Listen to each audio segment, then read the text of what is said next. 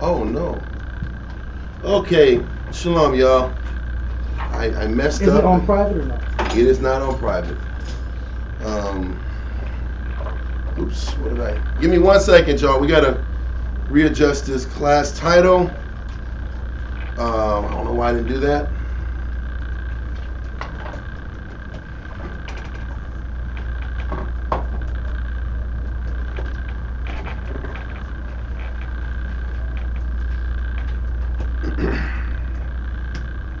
All right.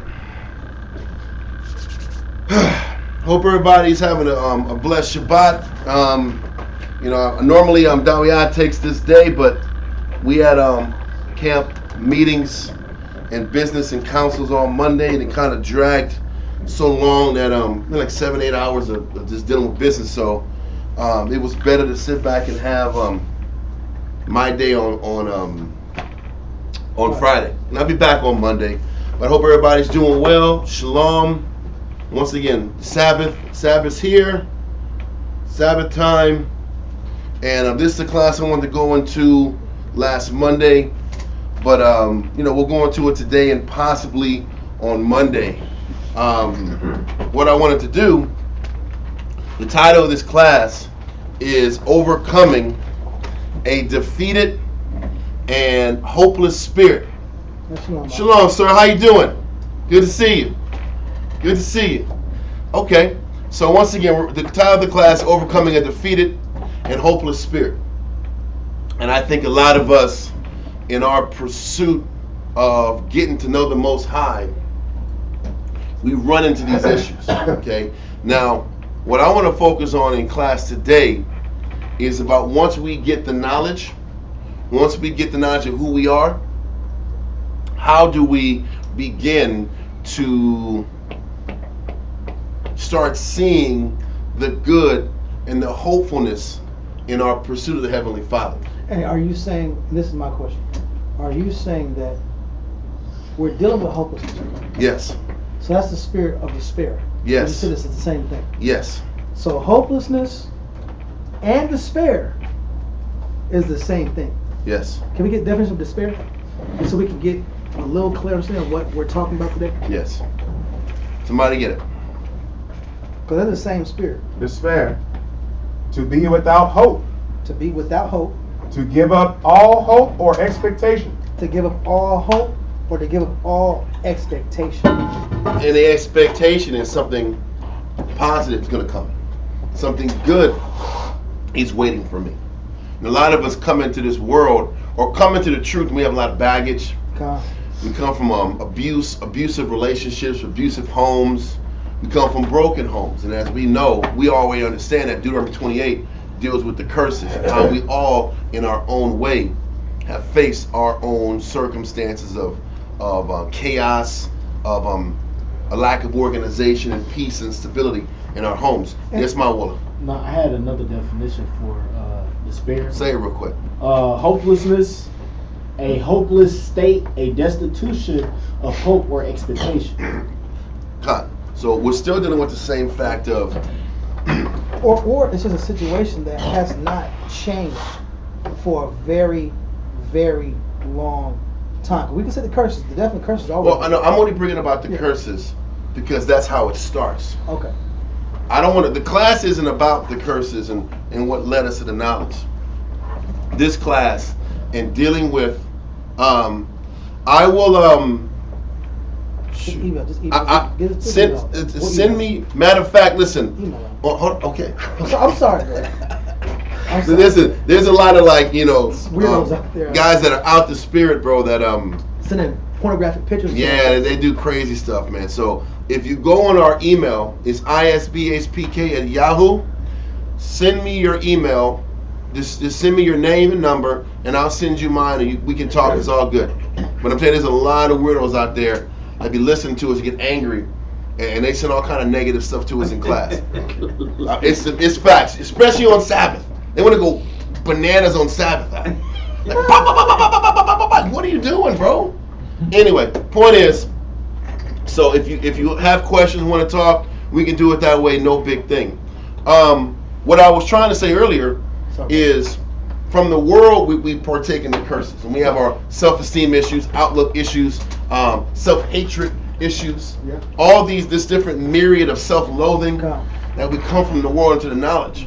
But then we sit back here and get into the knowledge. We start getting to not know who we are. We start reading. We start studying. We start finding some kind of happiness there. But then over time, some of us hit brick walls and still deal with that hopelessness. That hopelessness resurfaces. That the expectations being, I would say, they didn't get any better. We had plans and expectations of how this Most High truth thing was going to be. The heart got sick based off of this expectations. Huh? So there's a lot of expectations that don't come through in our favor, and then we start to deal with that hopeless, defeated spirit. And why I think talking about hopelessness is so important is that rock bottom feeling, that hopeless feeling is why men sin heavy. They sin heavy, they quit. Listen, everything that we do in this truth is about a desire to fight, a desire to believe that there is hope down the end of the tunnel.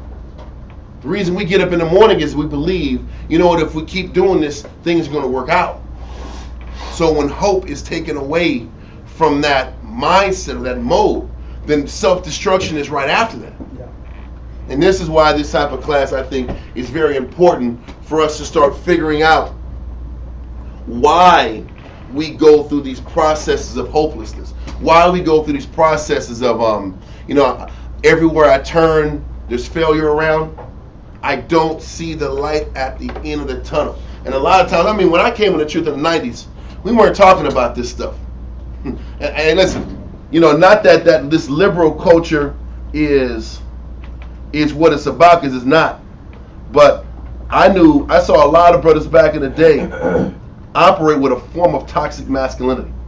And how I'm explaining toxic masculinity isn't how Esau talks it now. My version of it is, brothers back in the 90s didn't talk about what their problems were. They never dealt with what's inside of them. What's that? We would sit back here and everything was hard. We were super strong, super potent. We'd walk around here, and then you see a man strong one day, and then the next day he wouldn't see him anymore.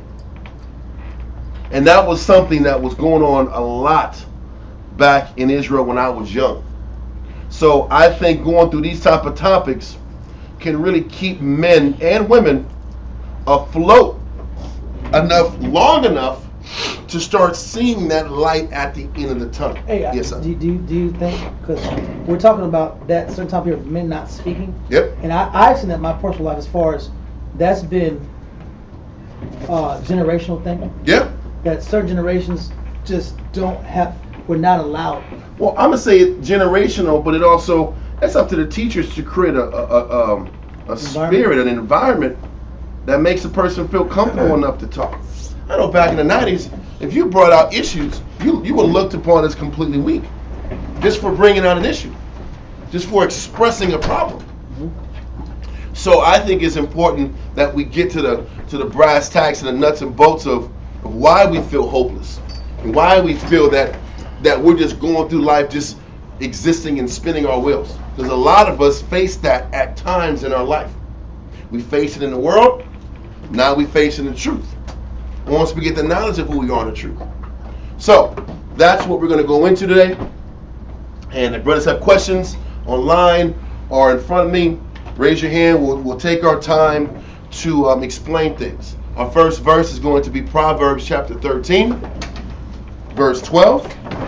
Proverbs chapter 13 and verse 12. Proverbs chapter 13 and verse 12. Yep, ready? I am ready. Cool.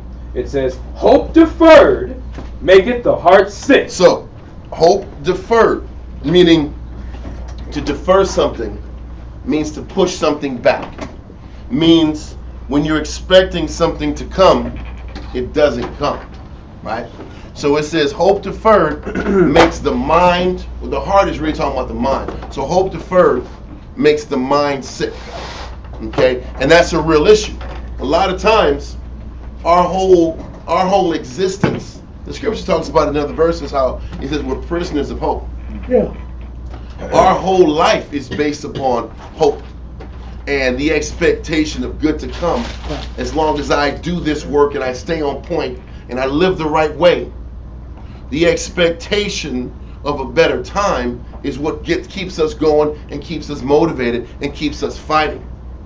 The hope of success, the hope of finally getting what you want, is always that carrot that's dangled out in front of you that keeps you fighting and pushing every single day. Am I right or wrong? It won't be like this. One day it won't be this hard. Yeah. One day it won't be so difficult and so challenging. One day it'll be easier. So I think it's important. The scripture does say hope deferred makes the heart sick, makes the mind sick, makes the mind go through changes. I think what we have to understand before we even go any further in this class is to explain that we as a people have positive forms of hope and we have negative forms of hope. And I think if we can understand, just because you hope something doesn't mean that your hopes are aligned with how the Most High wants you to hope, how the Most High wants you to process things. Because we'll sit back here, and I've dealt with a lot of brothers in this truth, or a lot of women in this truth, and they had an expectation of how life was going to be in the truth. They had an expectation of how the Most High was supposed to defend them, or how the Most High was supposed to come through for them. And it was the wrong way of how to process and look at their circumstances. And because their hopes were framed in a negative way, the Most High would purposely defer these expectations indefinitely. Can I ask this question? Yes. When are you saying negative hope? Yes. Are you saying that negative being unrealistic, negative being I want to skip certain battles? It's so many different aspects of it, and we're going to go into, as we go into different verses are going to point out the different types of negative hope, the different types of toxic hope, the different types of toxic outlook that brings about these delayed or deferred or these permanently deferred blessings from your life. We have a lot of ways that we look at things. We have a lot of ways that we handle scenarios, and with all the hope we have in the world, the Most High doesn't bring it to us. And for the love of the Most High, we don't understand why. And because we don't understand why, that heart sickness, that unhappiness, that sadness continues to fester and feed and fester and feed. So we're going to go into, listen, whether you're in this camp or listen, I've dealt with a lot of different brothers in different camps for many years. I'm not just saying to say it, but a lot of brothers feel in this truth. Sometimes I'm just spinning my wheels. I don't find any happiness. I'm constantly failing. I'm constantly not reaching my potential. The things that I want, I'm not getting. I'm not able to reach what I want. I don't understand why. I don't understand why there's a void. I don't understand why there's unhappiness in my life. And a lot of times, that getting over that hump is essential, because without hope, you can't push any further. Without hope, you can't attain the potential that's in all of us. So, understanding first that there's positive hope, there's hope framed in positive works, and then there's hope framed with negative intentions or negative method or the wrong way. And a lot of times we do things maybe with good intentions, maybe not with good intentions, but it's done wrong, and the Most High doesn't reward it. And when He defers that blessing, what ends up happening to the individual? A lot of times we get self-destructive. When we try to do good and it doesn't work out the way we want. Real thing, yeah. When you try to do good, you have good intentions in a decision you're making or an endeavor you're giving your spirit to. All the intentions in the world are positive, but you look up and it doesn't work out.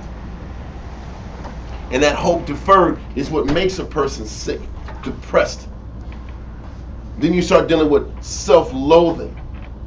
Then you start dealing with self-hatred. Then you start getting into a destructive mode.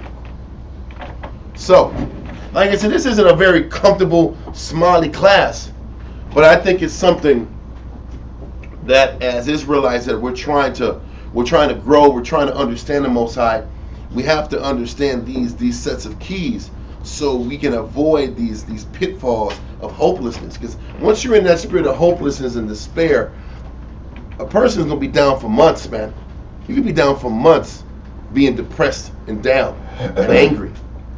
Because when you start getting hopeless, you start getting angry, you start losing your appreciation for the Most High, it's going to go into that too. So I just want to kind of set the tone for what we're going into down the line. So, next verse we're going into is Ecclesiasticus in the Apocrypha, chapter 34, in verse 1. Sorry. I know. Come. Ecclesiasticus chapter 34, verse 1. Yep. The hope of a man void of understanding are vain and false. And this is the issue. A lot of times we have hopes and we have goals and ideals that are vain and false. And this is what kills us half the time. A lot of the things we want, a lot of the things we think we deserve, don't align up with the Most High's expectations. So we think we're giving everything we can. We think our methodology is right on point. I know men to this day that think that in their homes you can sit back here and not create a proper structure in your home or amongst men, not do that, and the Most High will sit back here and defend you. Listen, I look at how we run our camp and how any camp that is run effectively has to be run. The scripture tells you how you have to sit back here and warn a person, right? It tells you that in Ezekiel chapter 33. If you don't warn, then the blood's going to be in their hands. What's that? No, I was going to say, you're responsible. You're responsible if you don't warn a person and they fall. Which is the spirit of coddling. Yeah, well, it's coddling and fear. So if I'm dealing with a man, I got to tell him the truth about himself. If I'm dealing with my wife or my family, I got to tell her the truth about herself, whether she likes it or doesn't like it, because I'm really more in debt to the Heavenly Father and how He deals with me more than I'm in debt to my loved ones, or more than I'm in debt to the brothers that I am committed to. Yeah. I say that because if my hopes are that the Most High is going to defend my approach when my approach doesn't line up to how the scriptures want me to do it, I have a recipe that's bound for what? Disaster. I have to be able to align my method and my approach in a way that will produce a good result. So, because if I'm doing it the right way, I can accept that I have to wait before the Most High brings the fruits of that blessing. But if I'm doing it the wrong way, the Most High is going to keep telling me what? I'm not going to get anything that comes back for my works. And what does that end up doing for us? Then we start sitting back here getting angry at the Heavenly Father that things aren't coming through, that things aren't working out. Once again, this topic might not be for everyone today, but at some time or another, we've sat back here, every single one of us have done things the wrong way, but expected the Most High to consider the fact that we're trying. And because we're trying, He's going to sit back here and look out and reward and bring about the blessing that I'm looking for because I'm trying. He's telling us, read 34:1 again. God, Ecclesiastes 34, verse 1.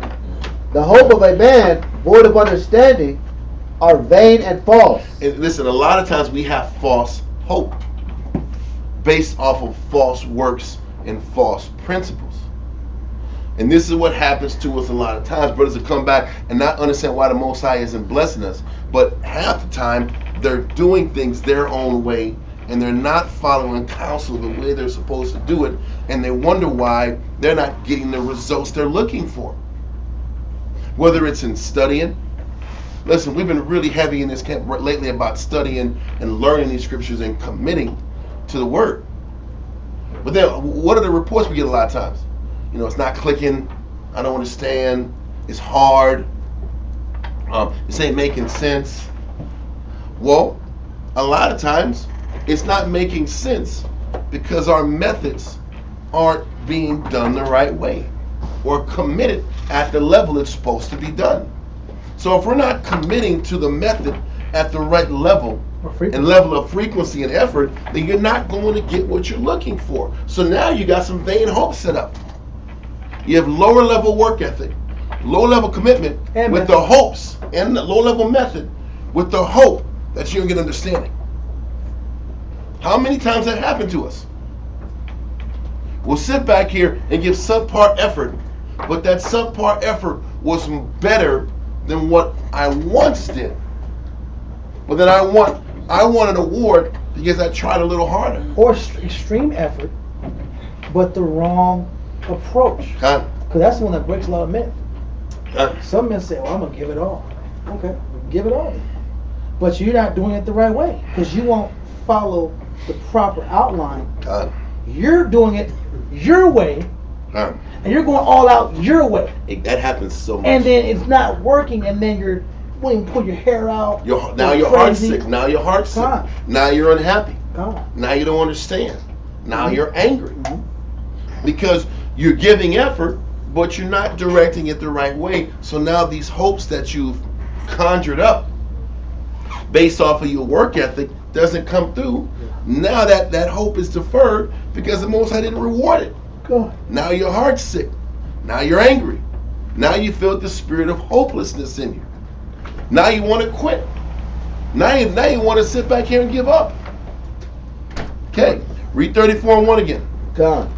The hope of a man void of understanding are vain and false, and dreams lift up fools. Dreams is just simply creating plans that are without counsel, creating plans that have nothing to do with, in the multitude of counselors, of safety. God. A lot of times we'll sit back here and we'll come with our own ideas, which are dreams, and wonder why the Most High doesn't honor them. God. Okay? We're going to continue. I don't want to make it just about that verse. Let's go to Ecclesiasticus chapter 23, verse 1 through 6. Ecclesiasticus, the 23, and verse 1. Read that. O Lord, Father and Governor of all my whole life, lead me not to their counsels, and let me not fall by them. Who will set scourge over my thoughts? So listen, this is a humble person understanding that if before I have an expectation of the Most High coming through for me, before I have an expectation of the Most High listening to my request, Yeah. honoring my hopes, validating my plans Desire. in Christ and my desires in Christ. Read verse 2 again. Because brothers will say, all I'm asking for, this is Yes. a classic statement. Brothers will classically say, all I'm asking for is this. Mhm. That shit, I'm not asking for the world, I'm not asking for a lot. Brothers say that all the time. Keep going. I'm just saying they say it all the time. I'm not asking for much. Most High, I see He's forgiven other men A, B, and C. He's I given work other my men- ass off every day. Yeah. I commit this, I commit that, I serve this, I'm in order here, I'm in order there, I do all this work. Why, oh why, are you not coming through for me where I need you? And they have a list of every righteous deed Mm-hmm. and every spiritual virtue and every I vow- gave to the poor. I counseled this brother later than I was supposed to. I I was fasted. about to go to sleep, Yeah. but I chose not to do that. And I listened to that brother's problem, and I gave him 3 scriptures. Yeah. And he felt better off the 3 scriptures I gave him. Yeah. I sat back here. I'm working on my diet. Yeah. I'm eating fruit now. Yeah. I'm not eating hamburgers every 5 minutes. And listen- I'm not eating sugar drinks. I'm drinking water. Yeah. I'm hydrating. Yeah. And when Doing you all these positive things. and we equate our higher caliber, higher quality performance in different arenas, Yes. and expect that performance in those different arenas to produce fruits of righteousness in said arena. It happens all the time. I'm doing right over here, so I should get blessed over here. No, not how it works, bro. But I swear to you, that is how Israel thinks, I go to class every day. I'm studying my ass off. How come the Most High didn't give me a rib? Whoa, these are two different scenarios here. Listen, that's a real damn issue. Or I'm busting my tail on the work. I'm in the program. How come my ribs not in order? Like, what? This is supposed to equal this? What kind of crap is that? Because I'm going hard in the paint here. The spirit of spiritual osmosis, and the rib is just pow locked in, and she's you went to work every day. Con Adawan. Con my Lord. I don't want these mother. Con my Lord. What does thou want me to do, my Lord? Good. Thank you for going to class every day. Now I will certainly. Now I will serve the Lord with gladness and joyfulness of heart, because you are serving the Lord with gladness and joyfulness of heart. The end. Not real. That's that craziness that we have. Those are those dreams that lift up fools. Yes, sir. So what you're saying is that just because I'm working in this arena, that this arena should work out for me. That's how we think. That's what brothers do. That is literally what Israelites think, that wear fringes and headbands and have Hebrew names. They'll try to parallel those two realms together as. Yes, my works. I'm doing work for the Most High, so yes. Therefore, my house should be in order. Yeah, or that's my point. Or this it's either that or I go to class but I don't study. So me going to class to keep my head right. No. Does that work? Does not work. How many brothers sit back here and don't come to class? We beg brothers, come to class twice a week. Cool. But are they studying at home? You think twice a week, 5 hours, 6 hours a week is enough Bible to keep your spirit strong? Really? 6 hours a week? How much television you watching in that whole week? You log in at least 12 hours of television. At least 6 hours of Bible, 12 hours of television. And even in class, out of those 6 hours, you might get focused for 2. So it's really 2 hours of content that's stuck in your head. Of focus. But you're absorbing all this wicked lust out. Then you got 12 hours of television. Then you got around 7 of the internet. World Star, YouTube. Oh yeah, that's that. Yeah, I guess those are the conspiracy theories. Watch this good shit. But Con, hey, the average phone usage is like 8 hours a day. It's insane. That is damn insane. But that's the point. But it's you get it. Trying to get a person to read books for 30 minutes. That number's too high. 10 minutes. I said try. I didn't say it was gonna have to try. Everybody does like the ice bucket challenge and shit. Let's do the read the Bible challenge, huh? Can you read the Bible for an hour a day? Challenge. And can you post it? The problem, you can't post it because by 15 minutes in you sleep. And you're like, I just completed the reading the Bible challenge. I'm sorry, I was supposed to call you back in an hour, but I was sleeping. Really, you got spittle on your side of your crusted spittle on your mouth because you fell asleep. Because that's really the issue. But we ask the Most High for wisdom. We ask the Most High for understanding. We ask the Most High to be better teachers. Do we not?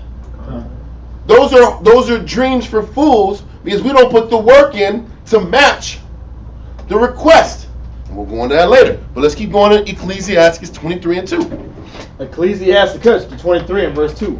Who will set scourges over my thoughts? The point is this: if I want these blessings, if I want my hopes to come true, if I want my expectations to align with the blessing, I have to be looking for the Most High to scourge my thoughts. What does scourge mean? Whip.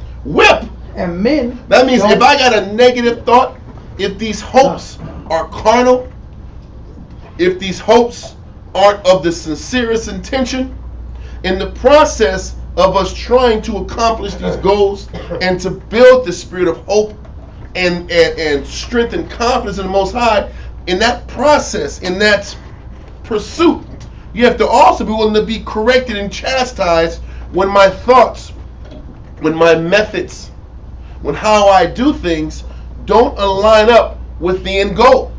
Because that's Yes. on the point that you're saying. So, men will say, I want said blessing or said situation. Mm-hmm. Most High hears it, elders hear it, and then all of a sudden you go through a succession of critiques. Mm-hmm. And then brothers get mad at the succession of critiques. But that succession of critiques should be embraced. It's how If you a person is come. humble, Come. there has to be a willing for your thoughts to be scourged. Your thoughts is your mental approach. What do you do day to day after you have this expectation or this hope or this will for the Most High to come through for you? How do you get from point A to point Z? What are you doing every day? What is your day-to-day approach to get you to where you want to go, to attain the blessing you so desire? The way to do it, the problem is this: we set goals, but we want to sit back and set goals at our own pace, our own way, our own style. And you'll give a person counsel, and I see this all the time. How many times have you heard, been around, or yourself, you'll get a counsel, or you'll hear a brother get a counsel, and he'll do 2/3 of what you told him. Really, 1/3 Or 1/4. He'll do 1/4 of what you told him. of the council. And he said, what? How am I going to get blessed? How am I going to come through for me? You did 1/4 of the request. You were supposed to go to the house, go through these scriptures, demand this, and then do this. Then you'll start seeing things happen. And the brother, I went to the house. Oh, congratulations. I was very upset when I got to the house. What am I saying? It happens all the time. It happens all the time. The mindset that I don't know. Well, I'm not going to say I don't know. I know, but I don't know what it is that brothers sit back in an entire council. They'll keep their, like, in elementary school, what they tell you? Just put your thinking caps on in today's class. How come the thinking cap just leaves out after like 15 minutes of council out? Because I disagree. That's why. The answer is I disagree. That is the answer. You gave me the counsel. I heard you. I quietly bit my tongue because I didn't want to be out of order. So you said con. Con, You said con when you con. want to say hell no. You say con all day, and then you walk away from the council and remember nothing because you didn't agree or didn't desire to prove. I hope brothers are listening to this, man. I really do. This is why brothers don't be blessed. I know. Get blessed. Listen, yes, I need you to get right to the point. I'm staying on the point. Yeah, and then it could be pride, and then once you walk away from the council, you allow other stuff to distract you too. Because a person doesn't want to do it. That's why a person lets something distract them. If it's something that you want let anything distract you? If somebody said, hey, there's some money across the street, are you going to get distracted? No. If they say, listen, there's some money in a cup, a blue and white cup. Yeah, Always if you listen, you got 5 minutes. The cup is a blue and white cup. It is behind the trash receptacle. It's under it to the left corner near the wheel. They're like this. Yeah. And they gone. There's $1,000 there. They're out. Their ETA is in a minute. They're there, bro. You sitting back here giving brothers understanding of wisdom and putting their homes in order and sitting back here growing, learn how to be teachers and cross over your issues. Oh, I don't understand, man. I don't understand. But you understood the instructions to get that damn money across the street. You knew where to go, when to get it, how to get it. You were sitting back here. Listen, you were like the limitless guy. Yeah. Everything was sticking in your head. It sticks when you want something. Yeah. It doesn't stick when you don't want something. And then all of a sudden, when the Most High defers that hope, I don't know why they didn't give it to me. I go to class every day. I've been in truth for 7 years. What does that got to do I've with been here. I've been here, God. That, because you're physically there, but if you're not following the succession of steps, or you're not giving the sacrifice of taking and applying the critique, then you're not getting sent out. The critique is the mindset. I have to constantly be critiqued until the end. Listen, think about the process y'all are learning to be better teachers. Are you not seeing that it's constant critique? It's constant critique. It's constant demand of more. It's the constant demand to retain information. Half the time, brother's brains is sizzling. It's like, because you told yourself, I've read enough. This is my peak of reading. And then somebody tells you, you're just getting started, B. How about that? How about when a person says, man, I've done enough. I am maxed out. I'm like, brother, you ain't maxed out. We're in a kiddie pool right now, bro. We're in the kiddie pool. We got to get to the deep end by the summer. What you going to do? Keep telling yourself, I'm at my limit is not accepting the scourges. Whether it's I'm reading too much and I'm at my max, or it's I don't want to go to war with this woman at the house. I don't want to sit back here and deal with this brother. I don't want to be the example that I have to be to earn respect. Everybody wants respect. Everybody wants money, power, respect. Everybody wants respect. But you know, what's the key to getting respect? Run circles around people. Do more than they do. Be what they need you to be. That's the key. But then always, but, no. Once again, what am I trying to say? Read verse 2 again from the top. Ecclesiastes, yes. chapter 23 and verse 2. In the Apocrypha. Who will set scourges over my thoughts, and the discipline of wisdom over mine heart? Listen, if in order to make sure that the Most High I don't have my heart sick, my mind sick, I have to be willing to let somebody discipline my mind, my intentions. And you know how that rebellion starts? With basic counsel. You know how many times we got young brothers sit back here, they'll get counsel from one brother. You know what they'll do? They'll go to another brother. They'll go to another brother across state lines, or another brother across the street. They'll go to 3 and 4 different answers to get the what? The answer they want. Then they're sitting back here crying because my heart was deferred and I didn't get the blessing I wanted from the Most High. It happens all the time. These are textbook Israelite rebellion tactics. It's the truth. This has been going on since the damn beginning of time. But the scripture tells you you're supposed to go to the person who's going to scourge your thoughts, not tell you what you want to hear. And the world. If you want the Most High to listen to your prayers, to honor your work, to bless what you bring to the table, then you got to go about ask. The Most High even tells you in Matthew, ask, seek, and knock. But you have to ask properly, you have to seek properly, and you have to knock properly. Israel wants to give sloppy ass knocks. They want to do this. They want to do like the Fonz knocks. Hey, they want to do, hey, the secret knocks. Most I don't want that crap. For those of y'all who know, you know. If you don't, you don't. But you got guys that want to do things their way, and the Most High won't accept their way. They have a real soft knock. Like, I'm not. Or it's the Fonz knock, or it's like what? I'm trying. I tried. I'm trying. How can the Most High start listening to me? I'm here. I'm here for the blessing. Yes. Yes, it is. These are the issues that Israel has all the time. But anyway, let's keep going. Ecclesiastes 23 and verse 3. No, slack it. Verse 2 still. And the discipline of wisdom over mine heart. That they spare me not for mine ignorances, and it pass not. That's easy. So the hope, you got to go into requesting counsel. You have to go into strategy with the hope that they don't spare my ignorance. That's a major concept. Yeah, Brother Don, again. Listen, that's a major read point. it from the top, verse 2. Major. Ecclesiastes chapter 23 and verse 2. This is the mindset that it takes in order for the Most High to help me. In order for this walk to be gratifying and pleasing. Because a lot of times we do this work, we bring our hands to the plow, and all of a sudden we log in hours of studying but don't get the understanding. Has that not happened? We're logging in hours but we don't get it. We'll sit back here and put all this work in but don't reap the benefits for the work. We'll sit back here and we'll put a lot of work into things but don't reap the benefits of it. I had a marriage for years, but this just ain't in order.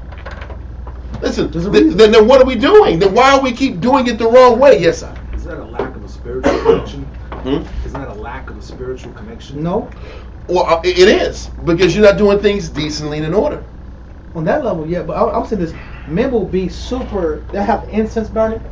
They'll throw Yahweh Shimei I know it sounds hilarious about the incense burning, but Israel is so ritualistic. Yeah, We're into the rituals, come. and it's nothing. Incense is phenomenal. We had this new brand of myrrh. It's delicious. The greatest. There's literally, I feel like I literally saw something where it says you can have frankincense water. I was like, I might try that.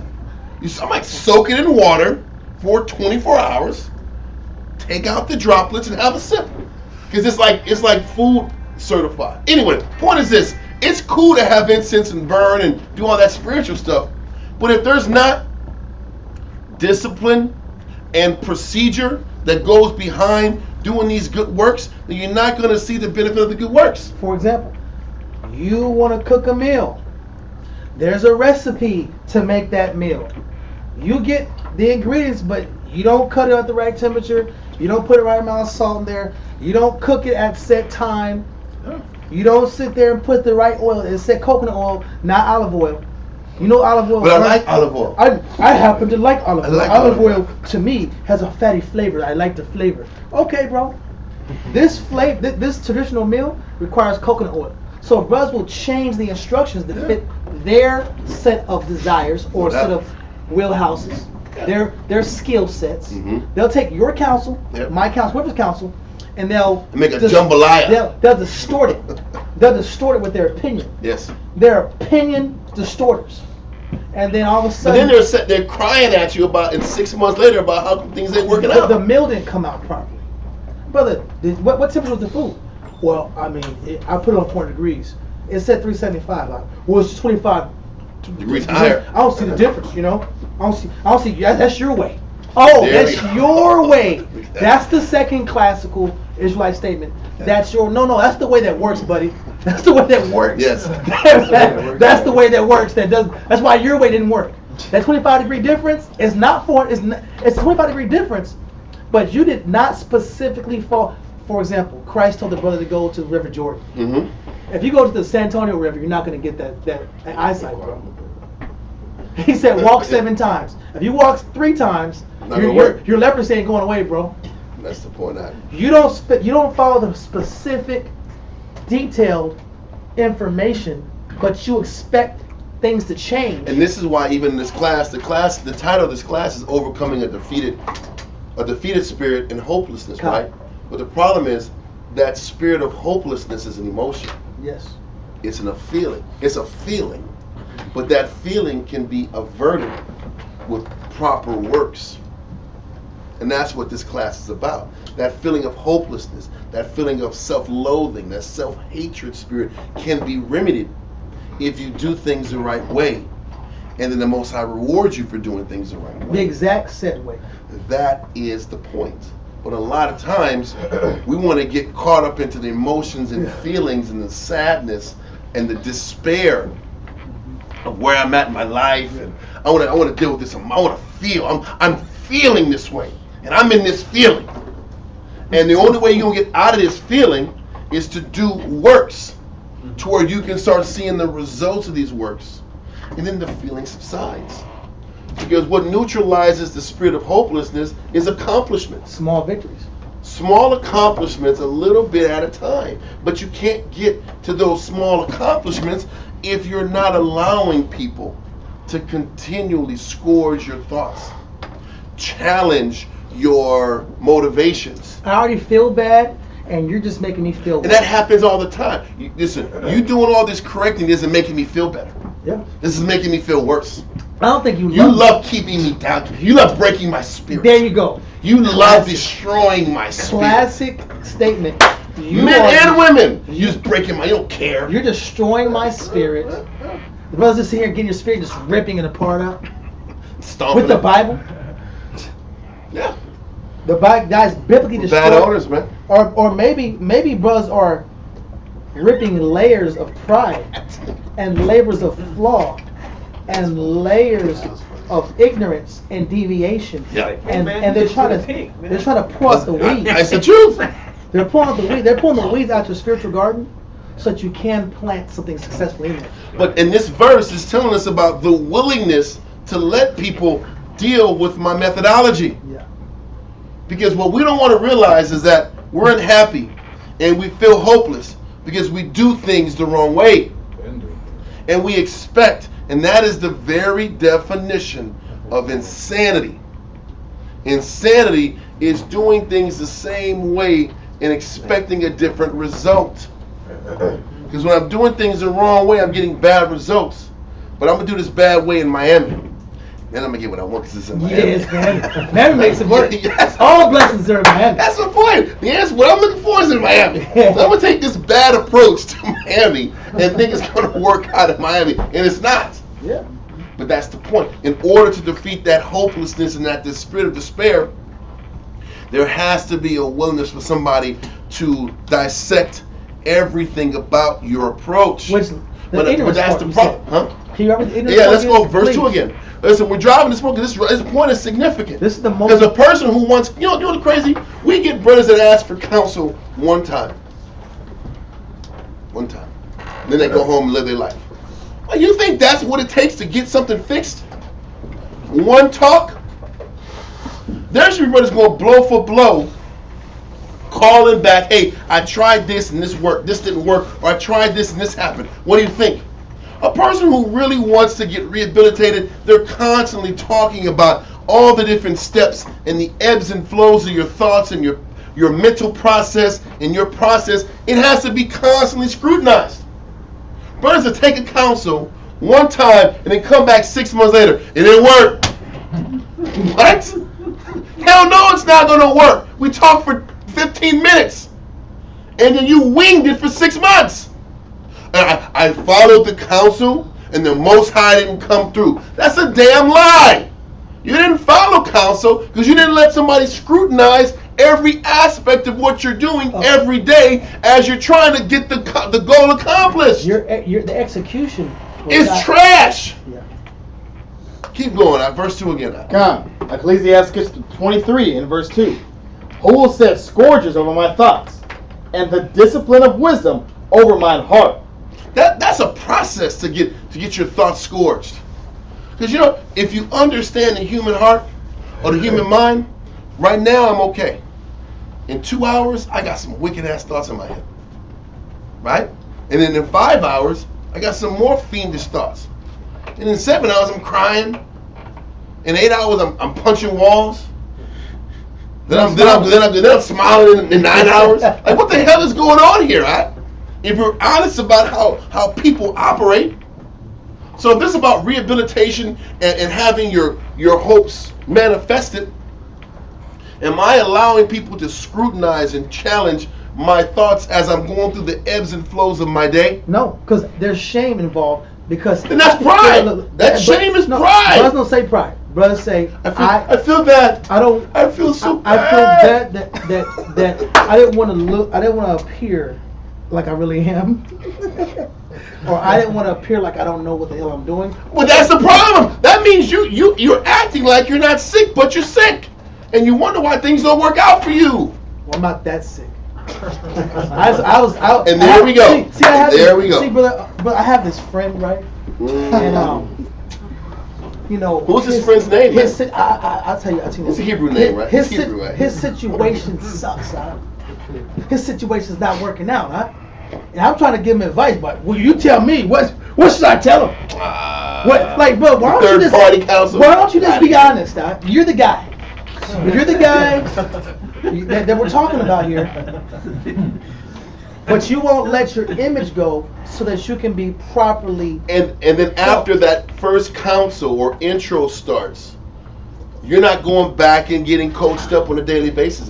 You still got to go back every day and get maintenance. 3 months ago he did it, bro, and at first things looked like when we were out, and then this got badly. It just got bad. So what I tell his brother now, should I hit him up again and tell him? But that's what happens. We'll get the return counsel in 3 months. Yeah, it's too late. You're not gonna get nothing if you don't go day to day and work on these issues. you go. A brother is made for adversity. Yeah. In order to sit back here and reestablish hope in what you're doing for the Most High, you need day-to-day, Frequency. minute-to-minute, week-to-week communication. And in that communication, it's really you tell me what you're thinking and prepare to get scrutinized. No, that's not the problem. I didn't come here for that. You know, because I've been told I'm calling because I want to vent. Well, let's get off the goddamn phone then. If you're going to just say, loud noises, I'm so angry, then what we got to do? I want to get off this phone. Because if you're not going to call me and talk to me and I can tell you what the damn problem is, then let me go home. I don't want to hear this. Brother King Kong on the phone now. Goodbye. What?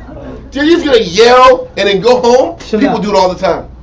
You give me the look. People do it all the time. My point is this. But I'm not trying to interrupt. Yes, you are. Nah. But I was saying, but do you understand how that is futile? It's futile, bro. The effort that you just put in, the 2 hours that you just yelled and screamed on the phone, you feel good for about 30, 40 You're just dealing with emotion. You're not dealing with solutions. There you go. That hopelessness you feel is a feeling. The yelling and emotion and the rants and the raves and the highs and lows, you're getting nothing operating in that frequency. If you really want something accomplished, he's telling you what it takes. My thoughts have to be scourged. How I look at things has to be scourged. My ignorance is based upon what I think might be right. You know what's crazy? Read verse 2 again. Ecclesiasticus 23 and verse 2. Who will set scourges over my thoughts, and the discipline of wisdom over mine heart, that they spare me not from mine ignorance? You know what that means? If I'm not going to be spared by my ignorances, that means I have to disclose my ignorances before I do them. Brothers don't tell brothers what they're going to do before they do it. We get counsels after a man does it. Oh no, I didn't work out. I know I didn't work out because it was a bullshit ass approach. How come you don't call people before you do things to get clearance to determine if that's the right way of doing things? No confirmation. So you do things and then you call. Then when it don't work, you call. The whole approach is off. But then we're upset and we're unhappy because things aren't working out. She's walking out, huh? Well, sure. What counsel do you want now? Yeah, she's walking out. She's really angry. I don't think she's gonna sit back and I don't think she want to hear it no more. You better. I don't want to tell you. Now I got to sit back here and spirit bomb this person. Give her like 5 or 10. Magic scripture time. The magic scriptures. I got a book called some Magic spiritual hooly gooly. Yeah. The spirit is with you now. Like, what are you doing? This is the problem, We come to brothers after. We don't sit back and say, I was thinking about saying this. I was thinking about doing this. I'm thinking about doing this.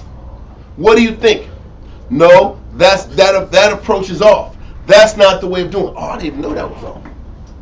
If you don't know, you're supposed to sit back and be transparent before the information comes out. How about brothers, when you telling that person off, how about it goes from counsel to an argument about how that approach is right? That's the point. We're off topic now for another hour. Because that brother's really not trying to grow. But then they'll come back in 6 months. I'm so unhappy. Everything, I just don't get blessed. Things aren't happening good in my life. Well, shit. When you're in the mix, when you have an opportunity for good to happen, you're arguing. Yeah. You don't want somebody to scrutinize your thoughts. You don't want somebody to sit back and deal with your ignorances. If you want to grow, you have to adhere to this. The problem, and this is why we always say, brothers, you got to communicate. You got to communicate. You got to keep talking about your issue. You got to sit back here and have your life has to be an open book. So brothers can scrutinize so they can help you. But we men have so much pride, so much ego. They want to sit back and what they want to do is hear what you're saying and remix it in their own head Yeah. and do it their way. It's the facts. They want to throw their little spirit on top of it, and they wonder why it don't work. Most High ain't coming through for me because you don't listen. You don't listen. Is what I'm saying making sense? We're driving a point And the hopelessness. because it's a point that needs to be driven. I hope it's not hopeless in driving this point. No, I was going to say. Hope it's not hopeless in doing this. The hopelessness. This is one of the darkest hopelessness. Hope levels, right? I know I don't want to change. What? There's a time when That's horrible. You know you heard the counsel, and you know you don't want to do it because you don't like the amount of effort. Like, why can't there be an easier counsel? That's a major issue to have. How many brothers have thought that? Okay, just two people, you lying ass It's a whole Hebrews. kingdom. Lying ass Hebrews. Who made the heaven? Had thought what? There's a lot of liars here in the audience. Why can't it be an easier way? Yeah, but what happens is brothers do sometimes That's hilarious. go for counsel, and they'll say said problem, and then they'll get an honest answer. The real world, like experience. You know the hope-based answer. Yeah. The hope-based answer is what it's going to take to actually get results. I'll do But there we go. But then we're still hopeless. Now we're in this cycle of sadness, unhappiness. Then we hit rock bottom. Then we have a rocket of religious zeal. They're on a spiritual high. Jesus! We're back on Jesus. High on Jesus again. Yeah. Then we shit don't go right. Then we're unhappy and we're hopeless. Then we're rock bottom. Then it's Jesus! And we keep going through these circles out, but there's no growth. Am I right or wrong? We're rock bottom on the streets doing negative.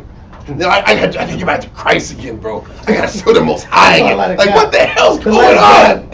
I'm getting back. I gotta get back to Christ just to get back in the cycle of not growing. Or how about seeking counsel before every enterprise feels like I gotta get permission to go forward and approach. But the problem is this: yes, because our approach doesn't work, and we don't want to accept that. We don't want to accept that how we do things doesn't bring forth a net. We bring forth a lot of negative, not nets, not a net positive, net negative. We're in the red. We're in the rears. It's the truth. This is what it takes if people really want to establish hopefulness in the Lord. Hopefulness in the Lord goes hand in hand with proper execution. But this is why religion makes so much money. The money comes in perpetuating the high. The high. The Most High wants good for you. You just got to pray on it. Drop this bread to us. I'm going to smile to you. I'm going to make you feel good. We're going to sing a little bit. We're going to get those boom, boom, boom, boom, boom, boom, boom, boom, boom. We're going to get that piano. That makes you feel good, Yeah. Point is this, what am I saying? The hard work is here. And if you want to feel better about your situation, if you don't want to live a spiritual life in despair, then are you willing to let your life and your method be scrutinized and your life become an open book across the board in the arenas where you need the scrutiny? Continue. So it said that they spare me not for my ignorances. That's the scariest part. But that means I have to talk about my ignorances so they won't spare me on them. Because I have to talk about my fallible mindset, my fallible way of doing things. So my beliefs. I have to throw out my belief system so somebody else can say that was all bad. And you got to change that up. Your whole method don't work. I don't want her to feel like she's not cared for. Listen, you telling her biblically where she's not right is not caring for. That is caring for her. Yes. That they'll have a misunderstanding of what. Oh, I'm gonna let the Spirit take care of it. What? The Spirit's gonna what? The Spirit only takes care of it once you set the stage and you set and you create the hedge that the Most High said we was supposed to make for our women in the first place. We're supposed to set a hedge for brothers and sisters. Once we set the hedge, we establish the boundaries, we teach, we warn. Then when you want to get out of pocket, we're covered. You get stung, and when you get stung and you hit rock bottom, you're going to remember what? You were given the hedge. You were given the counsel. Then you come back. And now I can rebuild and restructure you the way you need to be taught. Well, that's just one aspect of our dysfunction. We're not willing to be walked and verbatim on how to fix things because we got pride. We don't want to feel like we can't do it. I used to talk to my son years ago about this. I said, son, if you're in a situation where you're behind in class and you hate how you feel for being behind in class, I said, until you learn how to follow and accept the fact that you're behind, you're going to always be behind. That means if I'm behind in class, I better sit back here and act like the kid that's behind in class. And I better be asking questions all the time until I catch up. How many people that are behind in class ask as many questions as they need because they just can't catch up? Nope. How many kids that are behind in class keep their hand up? What did that mean, sir? What did you mean by that? How many people that are behind acknowledge they're behind and keep asking questions until they understand? What do people do? Stay quiet. They stay quiet and let me be cool. I don't want to look at the dummy in here. Hope someone asks for him. Yeah, exactly. And you're constantly behind. But then you wonder why you're not asking questions, you're not getting the right answers. So you keep doing things the wrong way in silence. And then you're crying in your room with the lights off because you're unhappy that things aren't working in your and life. the hopelessness gets stronger. And this is a cycle. I hope you'll understand this. There's a lot of pride that's involved with Israel being behind. And a lot of shame behind the fact that you're behind. But if you're not willing to acknowledge your ignorances so they can be corrected, you're going to be in this cycle in perpetuity. Is that point understood? Read on. Con, Ecclesiasticus 23 and verse 3. Lest mine ignorances increase. Because if you don't bring out your ignorances, they're going to increase. Then you're going to start having these splintered ignorances on top of the ignorances that have gone unchecked. Can I explain that real quick? I always call them isms. Yeah. Israel got these isms about themselves. They have these ways of how they view the world. They have these ways of how they view the truth and the program, what we do for the Most High, and I call them isms. And we have all these isms that we think is the Spirit, and it ain't the Spirit. But the reason you think it's the Spirit, because you've never brought them out to get challenged and checked and destroyed. What you gonna say? Can you read that last point of scripture again you just read, sir? Con, Ecclesiasticus 23 and verse 3. Uh-huh. It says, lest mine ignorances increase.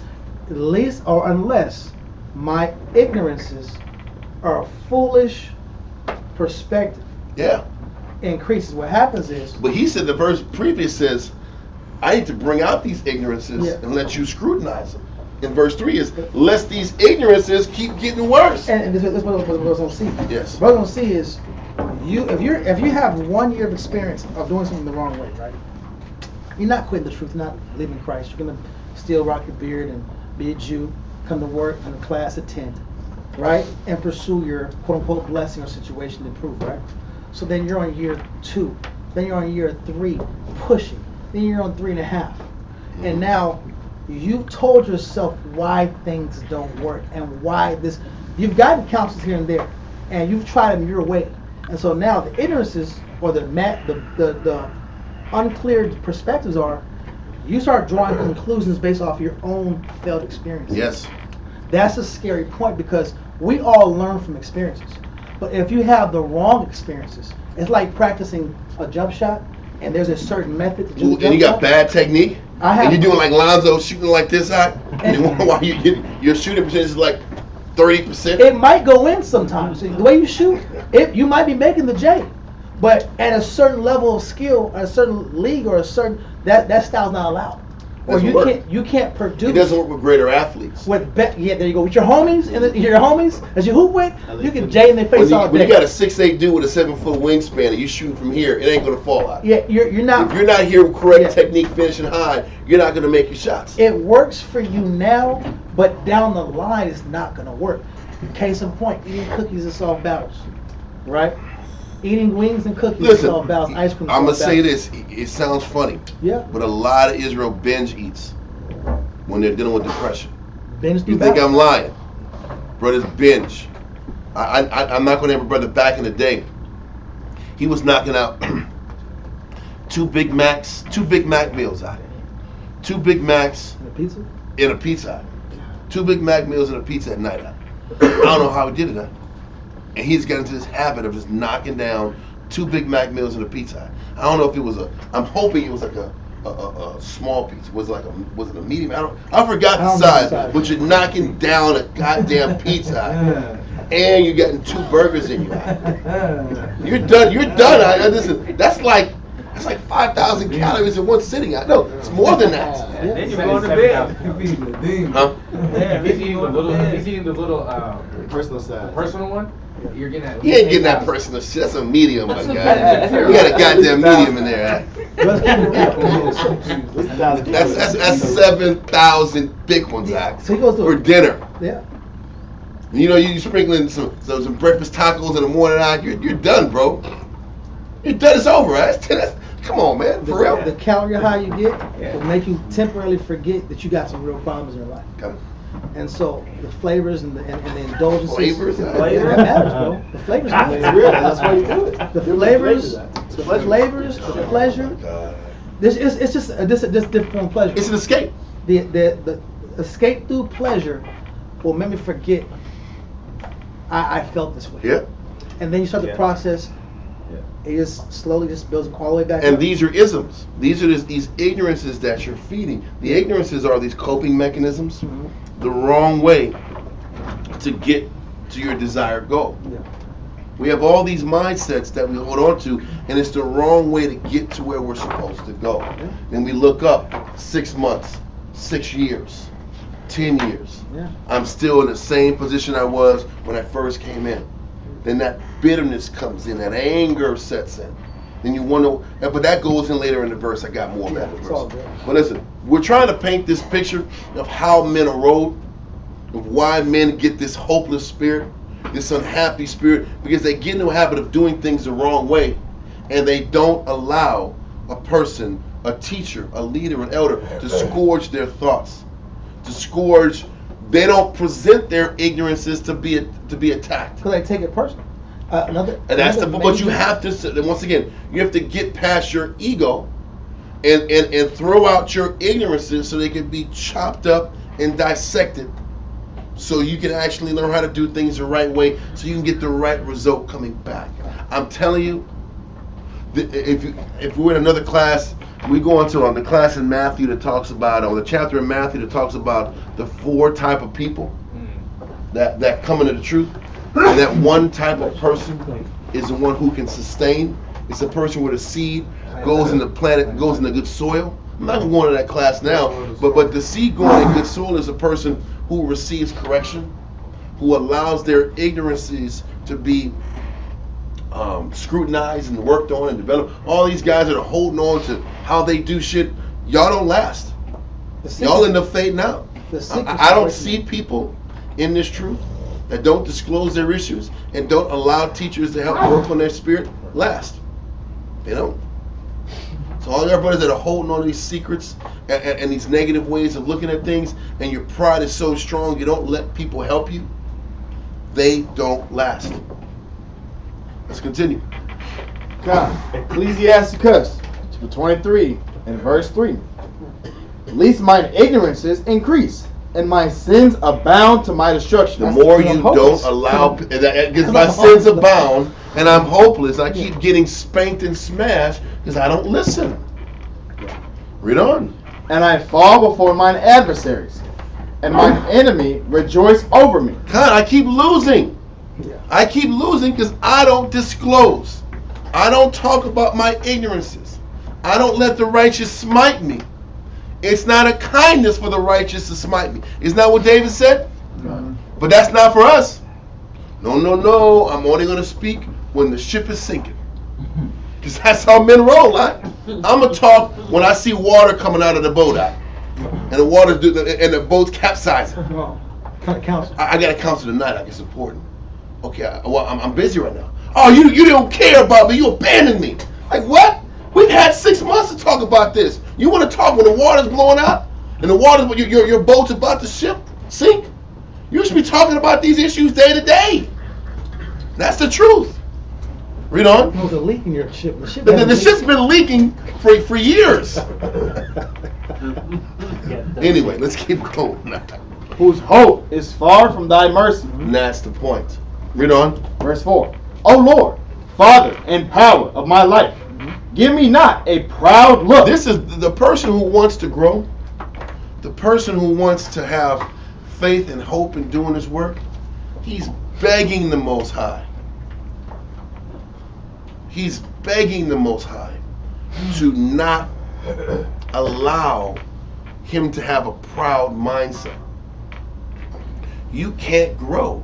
You can't be the person you need to be if you got a proud look. Because that proud person doesn't disclose. That proud person doesn't let a brother dissect his thinking. I can't count on my hand how many times brothers call after they didn't sin. I got to confess something. I sinned. Well, how come you didn't call when you were thinking about sinning? How come you didn't call when you were entertaining the wickedness? When you was on the cusp, before you made the decision, how come you didn't call then? Because you want to do it. And then I was, I sinned.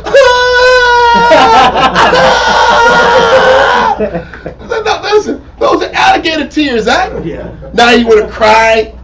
You want to cry before you made the choice? I am so remorseful for my sin that I did yesterday. Come on. What are you talking about, bro? He was gung-ho like 37 hours ago to do this negative, right?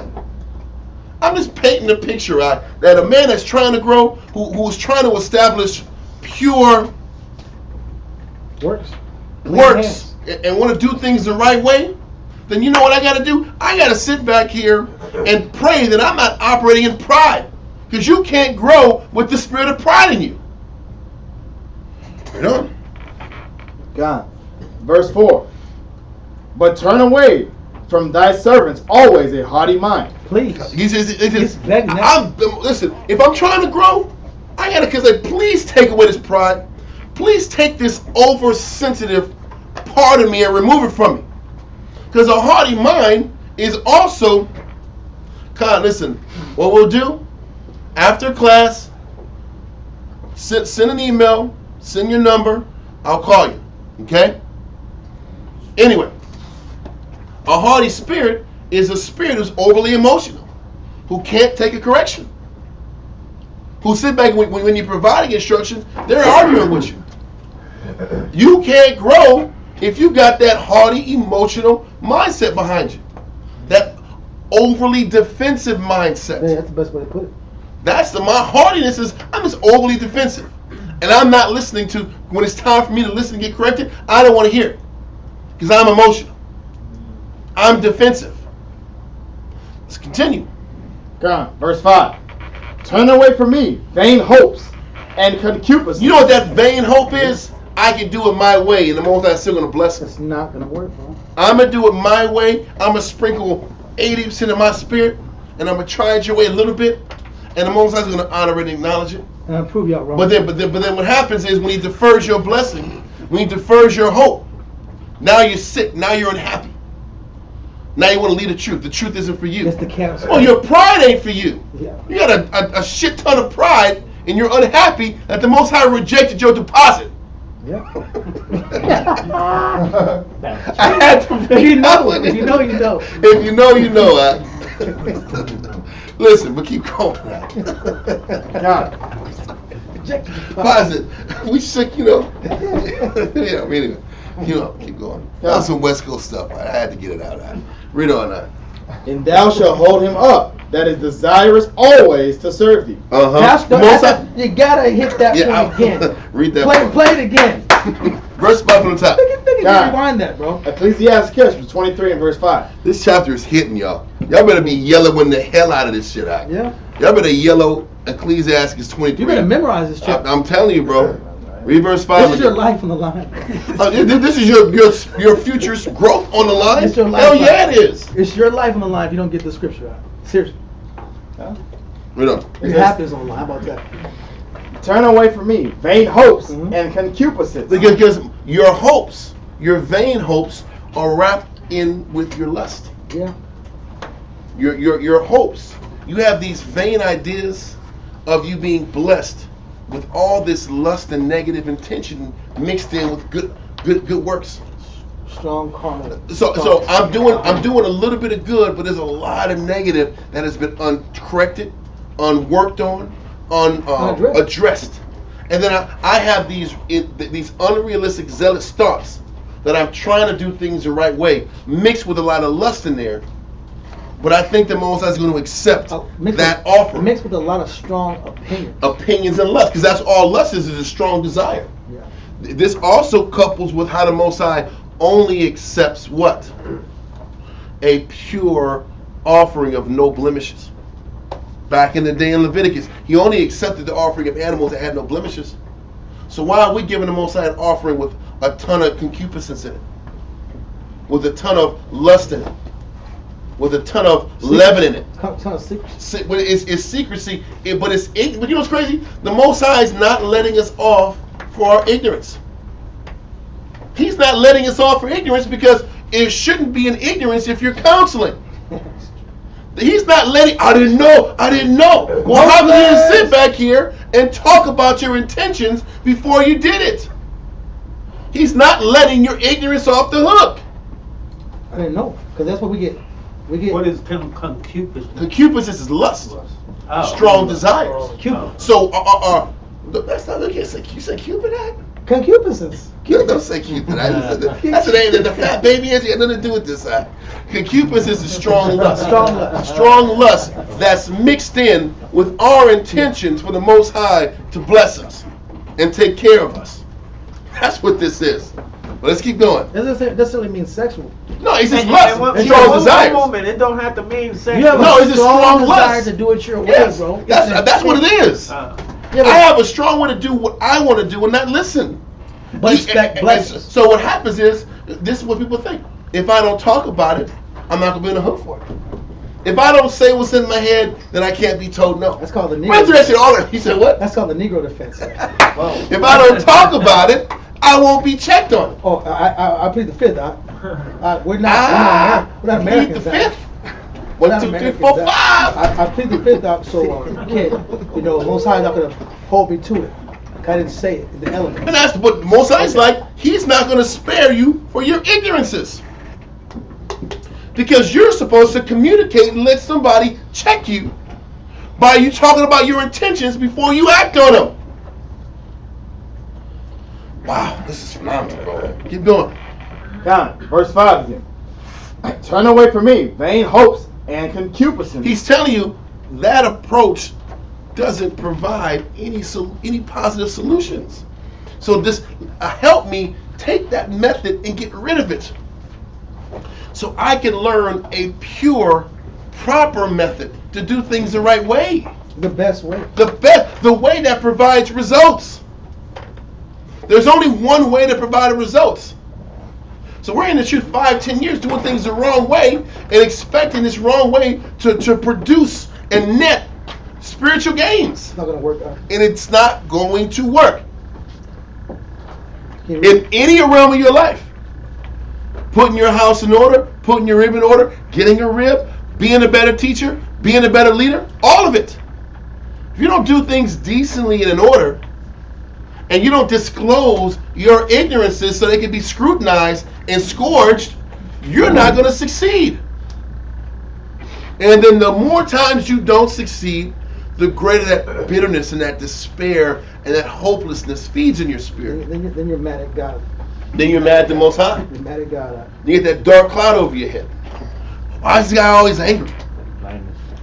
Why is he always angry? Oh, it's because he's working so hard. That's why he's angry. That's why he's angry. No. Or it's because the truth don't work. No, it's just that guy's not doing the truth right. How about that? We're done.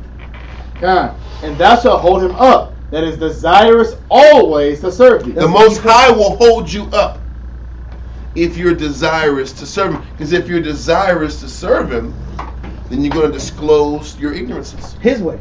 You're going to allow the Most High to scourge your thoughts. That means you're going to go to your counselor consistently to get your mind clear, to purify your thoughts, to rearrange your spirit the way it needs to be to get the success you say you want. He's telling you He'll hold you up if you do it the right way, and there's pure humility in the mix of it. Real humility. That's what I said, pure humility. That's why I said there is a negative hope and there is a positive hope. We're reading two examples of a guy whose hope is negative because his method is negative. There's another person who has positive hope because he's willing to be scrutinized. He's desirous always to serve. He's willing to learn a step-by-step approach to learning and understanding things. Yeah. Let's keep going. Verse 6 now. Oh, no, okay. Yeah. Ecclesiasticus chapter 23 and verse 6. Let not the greediness of the belly, There you go. nor lust of the flesh. Key point. Greediness of the belly is your strong appetite. Yep. It's the way you want. You have an appetite to do it like this. Yep. Brothers are competing with your will, and we can't. I ain't lying, bro. I'm not gonna argue with you all day because you know what? The Bible says, If you want to burn 5 years and get back to me in 5 years, oh man, I really messed up and I'm ready to change now. Okay, my job is to be here when you're ready. Yeah. I'm not gonna argue with guys every day. If you want to throw 5 years of life, 5 or 10 years of your life away, So be it. okay. And when get back at me when you're ready to change, I'll be here. And I'm not gonna hold a grudge that you lost 10 years of your life. I'm not gonna be angry. Nobody's that mad at you. I'm not mad. Listen. You just gonna suffer for 10 years. Because Cool. arguing with you and forcing you to do it, I want to make this brother be in. Listen, We bro, can't control anything about men. It's your life, bro. It's your life. You have a Bible. Christ died for you. You're an Israelite. You have a choice to make. You have choices to make. And this is the real people. This is about: do you want to grow and see the benefits of serving the Most High early, or you want to sit back here and be the guy not to follow? You don't want to be that guy. He burnt 10 years arguing with his elders. He burnt 10 years living his life not listening Not putting the house in and failing in the middle of it. No. That's what this is about. Okay. Burning 10 pieces up. That was nice. You don't get that 10 back, bro. Anyway, let's keep going. It says, and give not over me, thy servant, into an impudent mind. And this is that man Scary. saying, please don't bring a stubborn, unmoldable spirit on me. Uncoachable, huh? And this is what he's like. If I can't be molded, he's begging. This man, Sirach, is begging the Most High to take away any unmovable, stubborn mind so I can learn. This is crazy. Read it. Impudent. Bold with contempt of others. Victim man. It's a victim man right there, bro. That's the 10-year victim, huh? You know because what? I'm bold and I have contempt with others because I think everybody's out to get me. I think counsel. I think when you're counseling me, you're trying to tear me down. I think that you're giving me advice, but you're really just sitting back here fighting me. Yeah. Oh, we just had a disagreement. What are you talking about? You're sitting back here and a person in the spirit of, what was that word again? Impudent. Thinks that everybody's out to get them. A victim complex. They have a chip on their shoulder. Yeah. Hey, Sirach is like, please take that chip off my shoulder. Please allow me to be molded and reworked so Christ will be happy with me. It even says, More, yeah, you got it. Yeah. it even says in the definition, saucy. It's that attitude that men have. Wow. Men have. And that's not like an Ebonics word either. It's an effeminate attitude and sharp smartness that comes off. It emanates off their wording. Mm-hmm. Yeah. You try to talk to Or them. defensive. They're They very don't. defensive. Talk. Saucy is defensive about it. Yeah. So what happens is when a brother's trying to give you answers, the narrative or the counsel goes from answers to arguments. Now the counsel is about how you're rebellious and off, versus getting the answer to your questions, getting the solutions that you need. So all that ends up doing is slowing down your blessings. And all that what ends up happening is you keep failing and you keep failing and your way doesn't work and you keep not succeeding and you look up and you're just losing years. And you've been in this truth, you've read Bible verses, you've been in class, but you don't see the change in your life. And you don't understand why your life is repeatedly not changing. You're just running in place. That happens a lot with our people. We just run in place. Spinning our wheels. It's one high holiday to another. It's one David tumble to the other.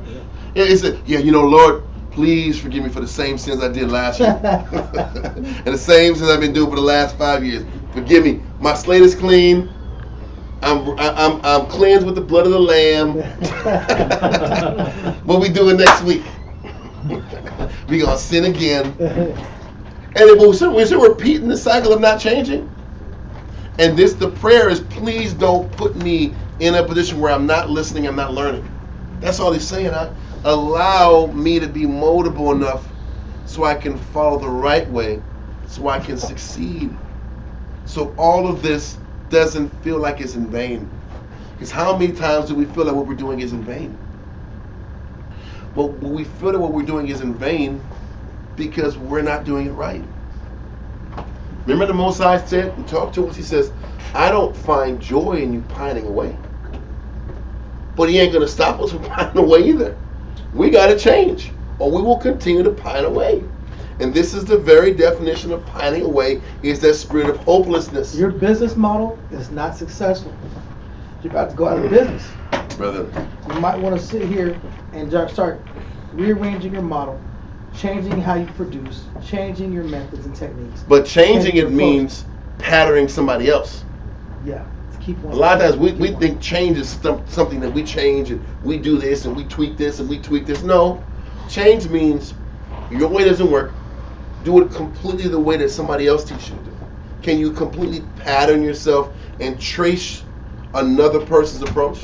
Listen, if we was Most High was looking at how our spiritual tracing ability was, we'd be preschoolers. We'd be gripping the pencil like this and shit. Oh, I'm tracing the brother. And then you get all harsh and the paper's torn and you're sitting back here doing this. Because we don't know how to trace and follow. Because our pride is too strong. Anyway, let's keep going. Is that all of verse 6? That is all of verse 6. I want to jump to verse 10 now. This one's a monster. So, because we don't want to listen, because we don't want to follow, we want to be individuals, what ends up happening to the one who doesn't want to trace, who doesn't want to be scrutinized, who doesn't want to be have scourges set on their thoughts, and discipline of wisdom over their mind, that they spare me not for my ignorances, and it pass not by my sins. Read verse 10. Ecclesiasticus chapter 23, verse 10. It says, for as a servant that is continually beaten shall not be without a blue mark. So what is he saying? The Most High is constantly beating you. And that blue mark is what brings about the hopelessness. Most High is going to keep beating you in that spot.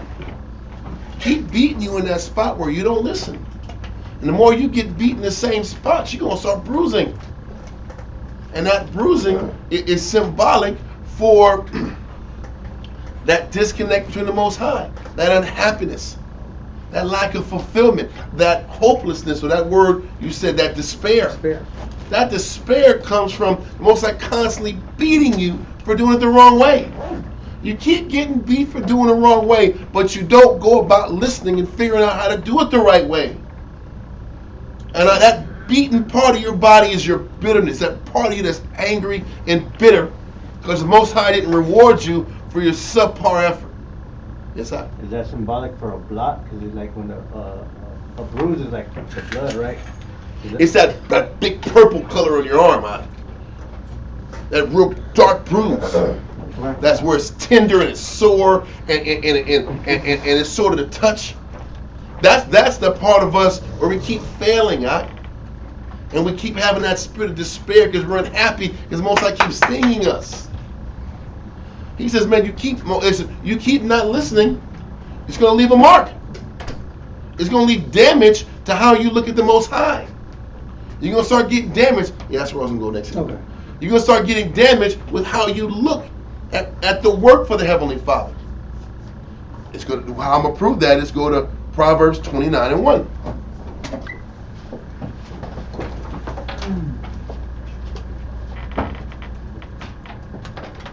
Proverbs chapter 29, verse 1.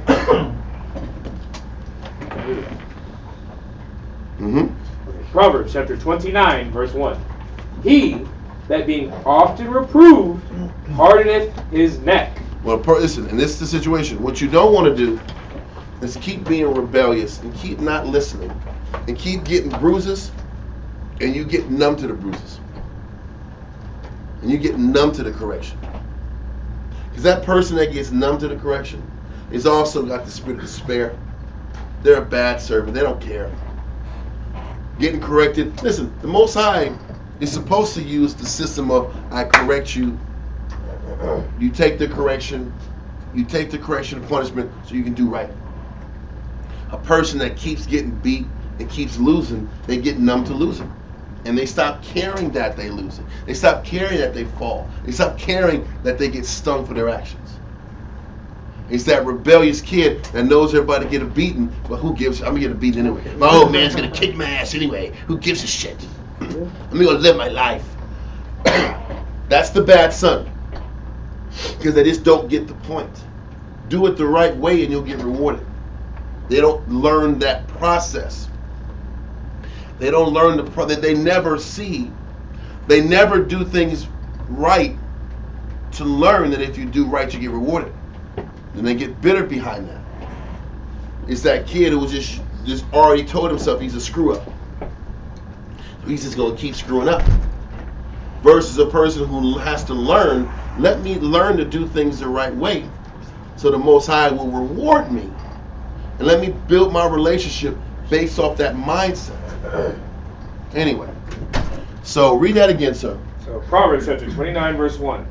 He that being often reproved hardeneth his neck shall suddenly be destroyed, and that without remedy. The Most High will eventually just weed that person out because they just never learn how to properly follow enough to see the reward, to learn how to have hope in Christ and the Most High in the right way.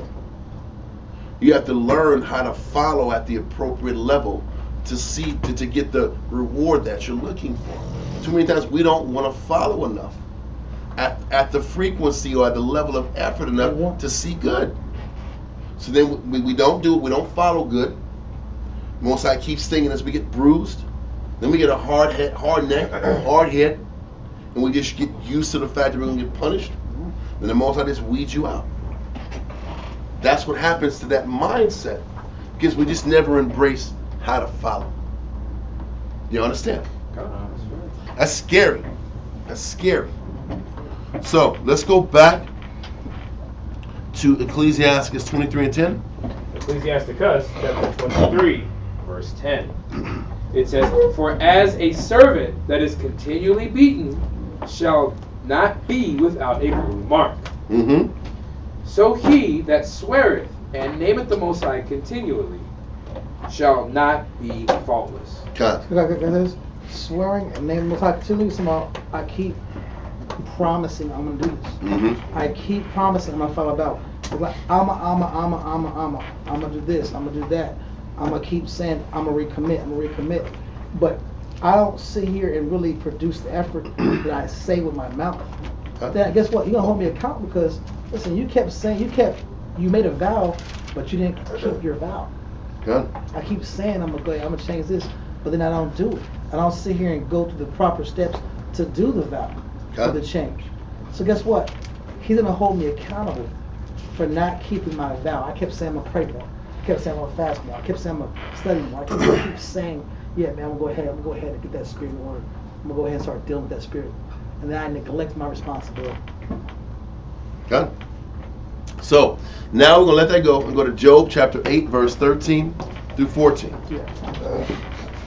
Job chapter 8, verse 13 through 14. Job chapter 8, verse 13. You ready? Mm-hmm. So are the paths of all that forget the Most High. These are the paths of everyone that forgets the Most High. The Most High's righteous way. Read on. And the hypocrite's hope shall perish. The hypocrite's hope shall perish. Why will the hypocrite? Remember we talked about there's positive hope and there's negative hope. A form of negative hope is the hypocrite's hope. We're going to explain the hypocrite again. 1828, the hypocrite is definition one who feigns to be what he is not, one who has the form of godliness without the power. So what the Most High is showing you is a lot of us have the form of righteousness. We say we're trying to change. We say we're about pleasing the Most High, but our words don't match our power. Our words don't match our execution. So the person whose words of trying to serve the Most High doesn't match his or her performance in works and conduct and discipline and humility, their hopes, what? They shall perish. So this is why a lot of men's hopes perish. Because we're hypocrites. We say we want to do something, but we don't put the necessary work in to accomplish the goal that we need to accomplish. And the only way our words can match with our works is you have to have a teacher to let you know that your works aren't measuring up to what you say that you want. A lot of times how we look at things, we think we're giving everything we can, but we need another set of eyes to let us know that we're not. And then if a brother says, hey man, what you're bringing to the table, you're not studying enough to get what you want. You want to be a teacher? You're not putting enough work in. You want to sit back here and be a better leader of men? You're not compassionate enough.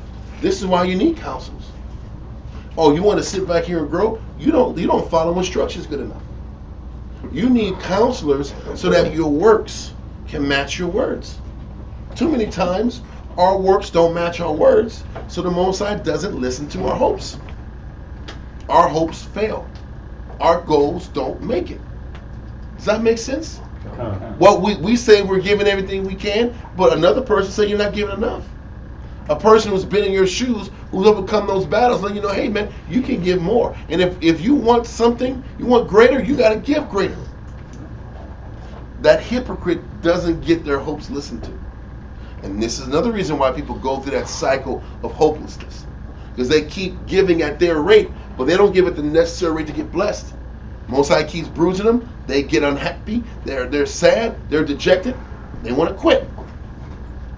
The solution, once again, is what? Asking questions, following counsel, and allowing your teachers to walk you through the necessary process that it takes to have your works line up with your words. To get rid of the isms. And because the isms get in the way and bring about the hypocrisy in you. Does that make sense? Am I getting too deep? All right, making sure. I'll read on. This is Job chapter 8 and verse 14. Whose hope shall be cut off, and whose trust shall be a spider's web? Brother, you're trusting in something that's really going to be a detriment to you. You're trusting in your way versus the Most High's way, versus the way that the Most High is going to acknowledge. So he says that hope's going to be cut off. What are we dealing with? The purpose of this class is dealing with Israel who get in this spirit of hopelessness, despair. He's telling us why we get to the spirit of hopelessness and despair. We're doing things the wrong way. We're not giving enough to get the acknowledgement that we say we need. And when our works fall short of what we say we want, the expectations don't happen. He doesn't give us what we're expecting. That hope starts to be deferred. And that's when the heart gets sick. That's when the depression arises. The unhappiness arises. And that's when we get self-destructive. I'm just showing you the cycle, y'all. This cycle hits all of us. Also, another aspect of that negative hope is in Wisdom of Solomon, chapter 16.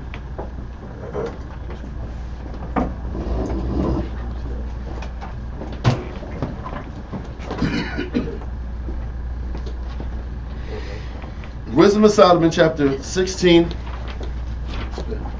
verse 29. 29 or 21? 29. Wisdom of Solomon, chapter 16 and verse 29. So listen, this is another way how the Most High doesn't listen to us, or acknowledge us, or acknowledge these hopes. Wisdom of Solomon 16 and 29. Wisdom of Solomon, chapter 16 and verse 29. For the hope of the unthankful shall melt away as the winter's hoar frost. Very important. No, bro. You gotta hear this one. It says, read it again. For the hope of the unthankful. The hope of the unthankful. A lot of us operate and aren't appreciative of the blessings that we have. So there's no further more blessing coming. He's not giving you any more blessings if I can't be appreciative of what the Most High has given me. If I don't appreciate the wife I have, why would I get you another one?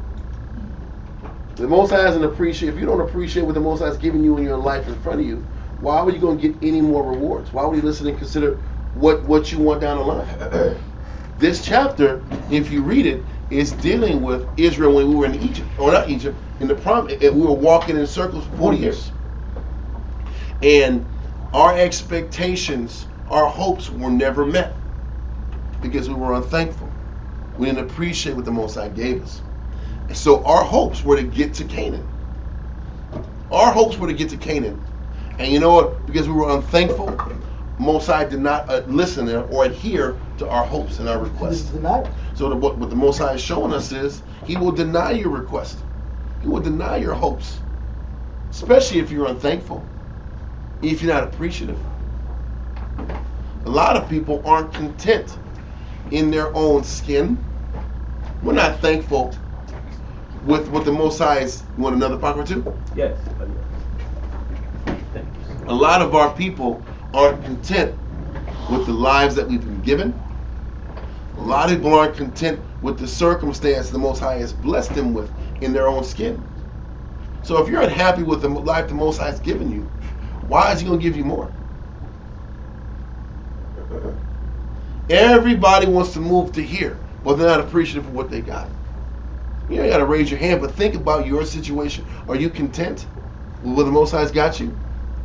If you're not content, and I can tell you from experience, if you're not content in your circumstance, you're not upgrading, you're not elevating out of it. You better show thankfulness and appreciation. Then there might be hope. But if there's no thankfulness and appreciation for where you're at, you're going to be stuck there until you learn to appreciate it. What do you mean by if you're not content? Content. You should be content where you are. What do you mean? Listen, thankful. In your condition. In your condition. Right. Content in your condition. Oh, okay, that's if your condition stays the way it's going to be.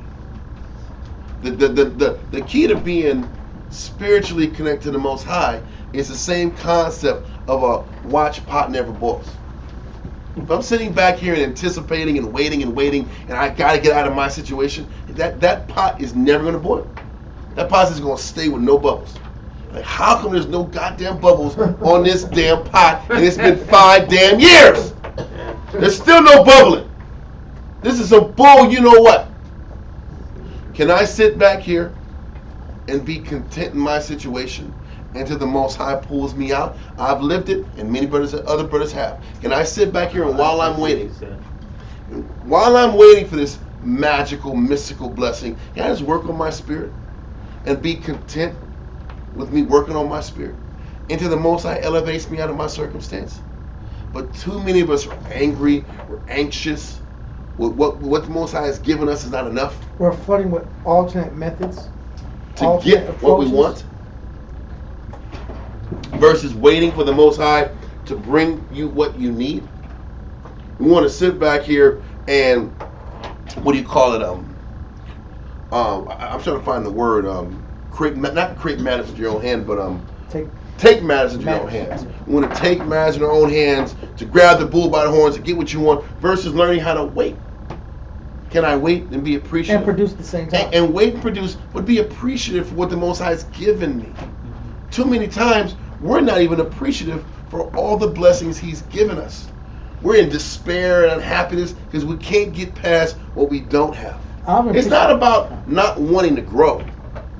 It's not about that. It's about, can I be appreciative of what the Most High has given me? A lot of us are unhappy with our lives, our conditions, our ribs, our families. We're unhappy with all these things, and we want more. We want do-overs. We want start-over buttons. We want all type of things versus being appreciative that the Most High has considered you enough to bless you in this way. To get you where you're at. And if you can't appreciate what you got, your hopes are not going to be adhered to. He's giving you the answers to why you ain't got what you want. He's giving you the template. But are you listening? Either you're not following the right method, you're prizing away, or you're a hypocrite in your actions, you're not putting the works that match your request, or you're unthankful and unappreciative. These are the reasons you're in that spiral of hopelessness and unhappiness and despair. You have to work on these different aspects of yourself if you want the Most High to start listening to you. Read it. Content, to go off what you were saying about earlier, to satisfy the mind, to make quiet, as to stop complaint or opposition. So this is what it takes. Stop complaining. Just to be thankful. But if you're complaining, you think the Most High is not going to listen to your prayers if you're complaining. If there's issues in the mind, if I'm going back and forth, I'm complaining. Where I'm at ain't good enough. I'm mad. I'm vexed. I'm pouting. Then you're gonna be pouting. You can pout all you damn want. I want the Most High to give me blessings. I haven't been you brought can up like pout that. along, bro. Huh? I haven't been brought up like that, but I was brought up you shouldn't be content with where you are. You should be about elevating. Well, my thing is this. But you know we're supposed to be elevating in wisdom, knowledge, understanding, long-suffering, temperance, patience, humility, discipline. We're supposed to be constantly abounding and achieving in that. When we start sitting back here and trying to pursue in the carnal, now we're in the trick bag. Because what you the trick bag, guys. Trick bag. That's how you word. You don't know what's in that bag. It's a trick. I tell you what it is. It's a trick. Yeah. You think it's something that's a blessing, and it's gonna flip on you. Right? You gonna pursue something, and you gonna realize it was a bad pursuit. Because when you're pursuing in the flesh, you're gonna pursue some mistakes. That's the whole point. Listen, we're always supposed to work on perfecting ourselves. We're not supposed to just be okay with being mediocre in our character and our conduct and in the things that matter. By no means. I'm not about that either.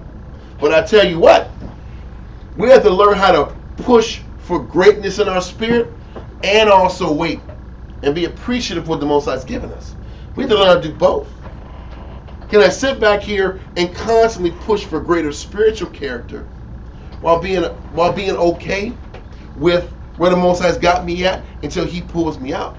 There's a scripture that talks about that you're supposed to wait for another person to bring you up instead of you sitting back here and pushing to get to this higher position. Yeah.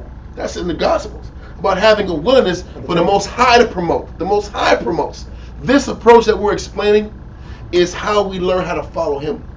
Because this world teaches us to just go for yours and get yours by any means. And there's plenty of opportunities for you to do it.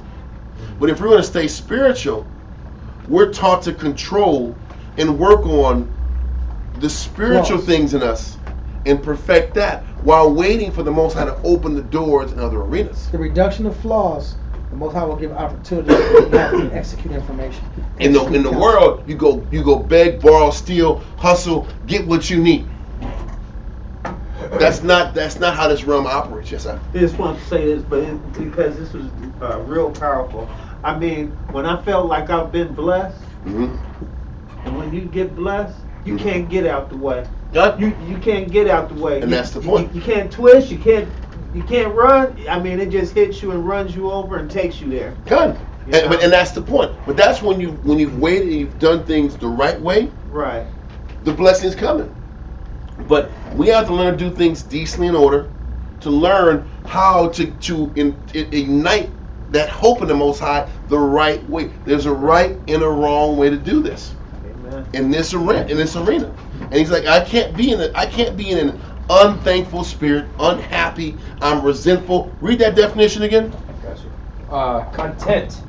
No Webster's 1828. It says, to satisfy the mind, to make quiet, so as to stop complaint or opposition. Can I stop complaining about what I don't have and be appreciative? Can I stop complaining about what I don't have in the flesh? 'Cause that's really what it is. We're complaining about what we don't have in the flesh. I don't have my car. I don't got my rib. I don't got. Can we be appreciative for the many things? Can we learn how to train ourselves to see how the Most High daily loads us with benefits? That's what Psalm says. There's a reason why the Most High said David was a man after his own heart. Even though he did sin and made mistakes, he was pure in his outlook towards the Heavenly Father. He was happy and content, and he was able to find peace in all the different circumstances he was in without that spirit of resentment and anger and bitterness and frustration. And with this is why the Most High doesn't come through for you. Because I'm angry about what I don't have in my life. But I want the Most High to reward me for being angry. So the hypocritical mind, you don't get rewarded. Your hopes are dashed if you're a hypocrite.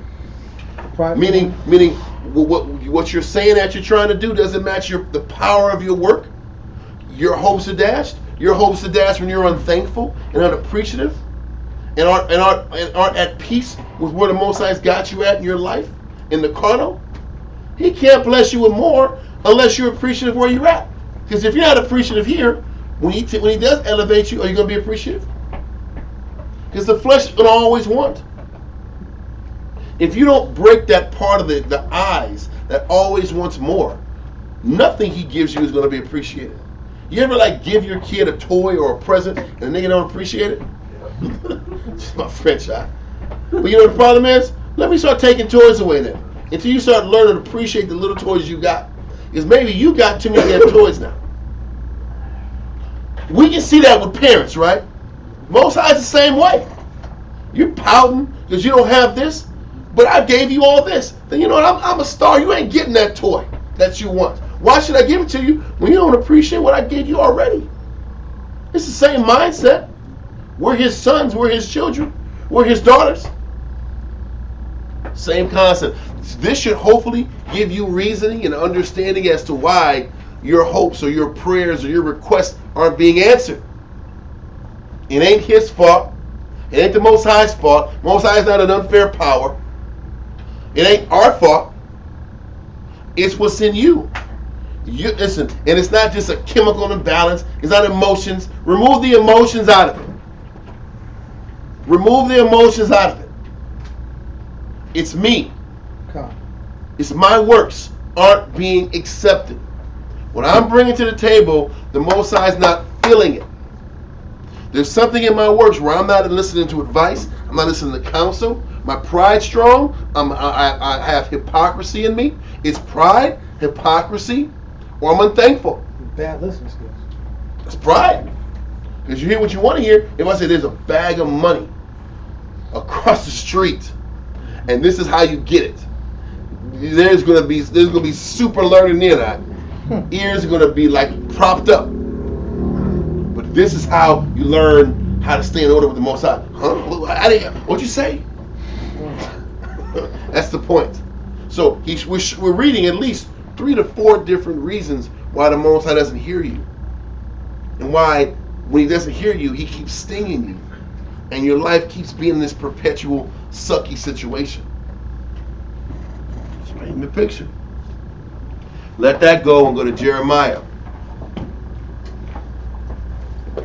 Chapter 23. Jeremiah 23, verse 34 through 40. You said verse 34? Jeremiah 23,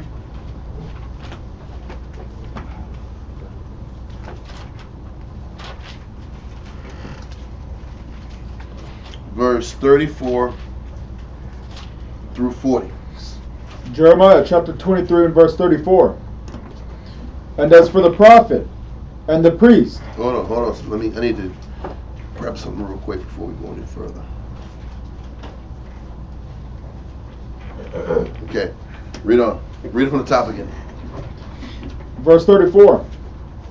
And as for the prophet. Now, with all that we brought out just now, all the reason why the Most High doesn't listen to our request, and why our hopes are not acknowledged, and why our hopes melt and fade away like ice, like it said in this last chapter. With all that being said, now we got the prophet. The same thing with the prophet, the priest, and the people. They have this mentality. They had it back in the time of Jeremiah. We have it now. Read on. Thou shalt say, the burden of the Lord. Yep. I will even punish that man and his house. He says the Most High is going to punish that person that says the burden of the Most High. What does that mean? What does that mean? The burden of the Lord is people that sit back here and say that this walk is unfair. This walk is a burden. This is what I'm going through is jacked up. What I'm going through is unfair. Why does the Most High treat me like this? How come He's not listening to my prayers? How come He's not coming through for me when I'm asking Him to come through for me? I'm working hard. I'm pointing out all the positives, but nobody wants to talk about the negatives. A lot of our people operate with this mindset. The burden, it's a burden to serve the Most High. All work, no get back. All service and dedication, you don't get nothing back with this hard ass shit. All I you told us I'm not good enough. I'm always getting yelled at class. I'm always getting yelled at in council. This is a burden. We always have to adjust. Always got to change. But the crazy thing is, a lot of the burden has to deal with there's different understandings about burden. Now, what's the point? It was burden is the last definition of burden on the verb portion, number 2. To oppress. So the reason that a person, number 2. Number 2. I got you. Yeah, burden. It says to surcharge as to burden the memory. The problem is this: the reason we think that the Most High is a burden because the memory of all those failures start racking up. This is why it's important that we learn how to follow and listen early in the truth. Because when you don't listen, when you don't follow, when you don't listen to instruction, and you do things your way and you keep getting bruised, you keep getting stung, you keep getting corrected, and your neck gets hard, you get hard-headed, because you keep failing, because you keep doing things the wrong way, you keep doing things your way. Then what ends up happening is the narrative becomes the burden of the Lord. This work is difficult. This work is too much. Why am I going to keep busting my ass doing this when the Most High ain't blessing me? That's the mode a lot of people hold on to. Why keep doing this? This is a burden. This is more a burden than a good thing. Mm-hmm. I thought serving the Most High was supposed to be blessings and love and sunshine and smiles. How come it's why is it so damn hard? Why is it a burden? Counsel this. I'm always going to counsel. This is what Jesus is supposed to be about. Counsel and correction and push-ups and fire. Is this what the Bible was supposed to be about? This is a burden, man. This is BS. You know, the more you talk about it, and then you think about when Moses brought the people out of Egypt and how they were complaining and stuff. You know what? I don't think that you can even get to complaining unless you skip being thankful. I know that, and that's what Moses says. When you're not thankful, you're not getting your blessings. And you're not getting your requests listened to. Come on, all the facts. But the problem is we're not thankful, and we wonder why we want blessings. We want blessings. Blessings on I am not happy right now. I want blessings. The blessings is a reward for good behavior, not bad behavior. That's real. Anyway, I hope you understand. Mosai says the prophets, the leadership, the priests, the people are all saying the burden of the Lord. Because everybody, Mosai is not accepting anybody's efforts. Because they weren't pure. Impure efforts. They weren't pure. So the Mosai says, I will even punish that man in his house. Mm-hmm. So now, when you start looking at what the Most High is putting you through as a burden, He's going to make your life even harder. He's going to keep you running in circles and being lonely and angry. We want blessings, but we want to have negative thoughts and be unappreciative.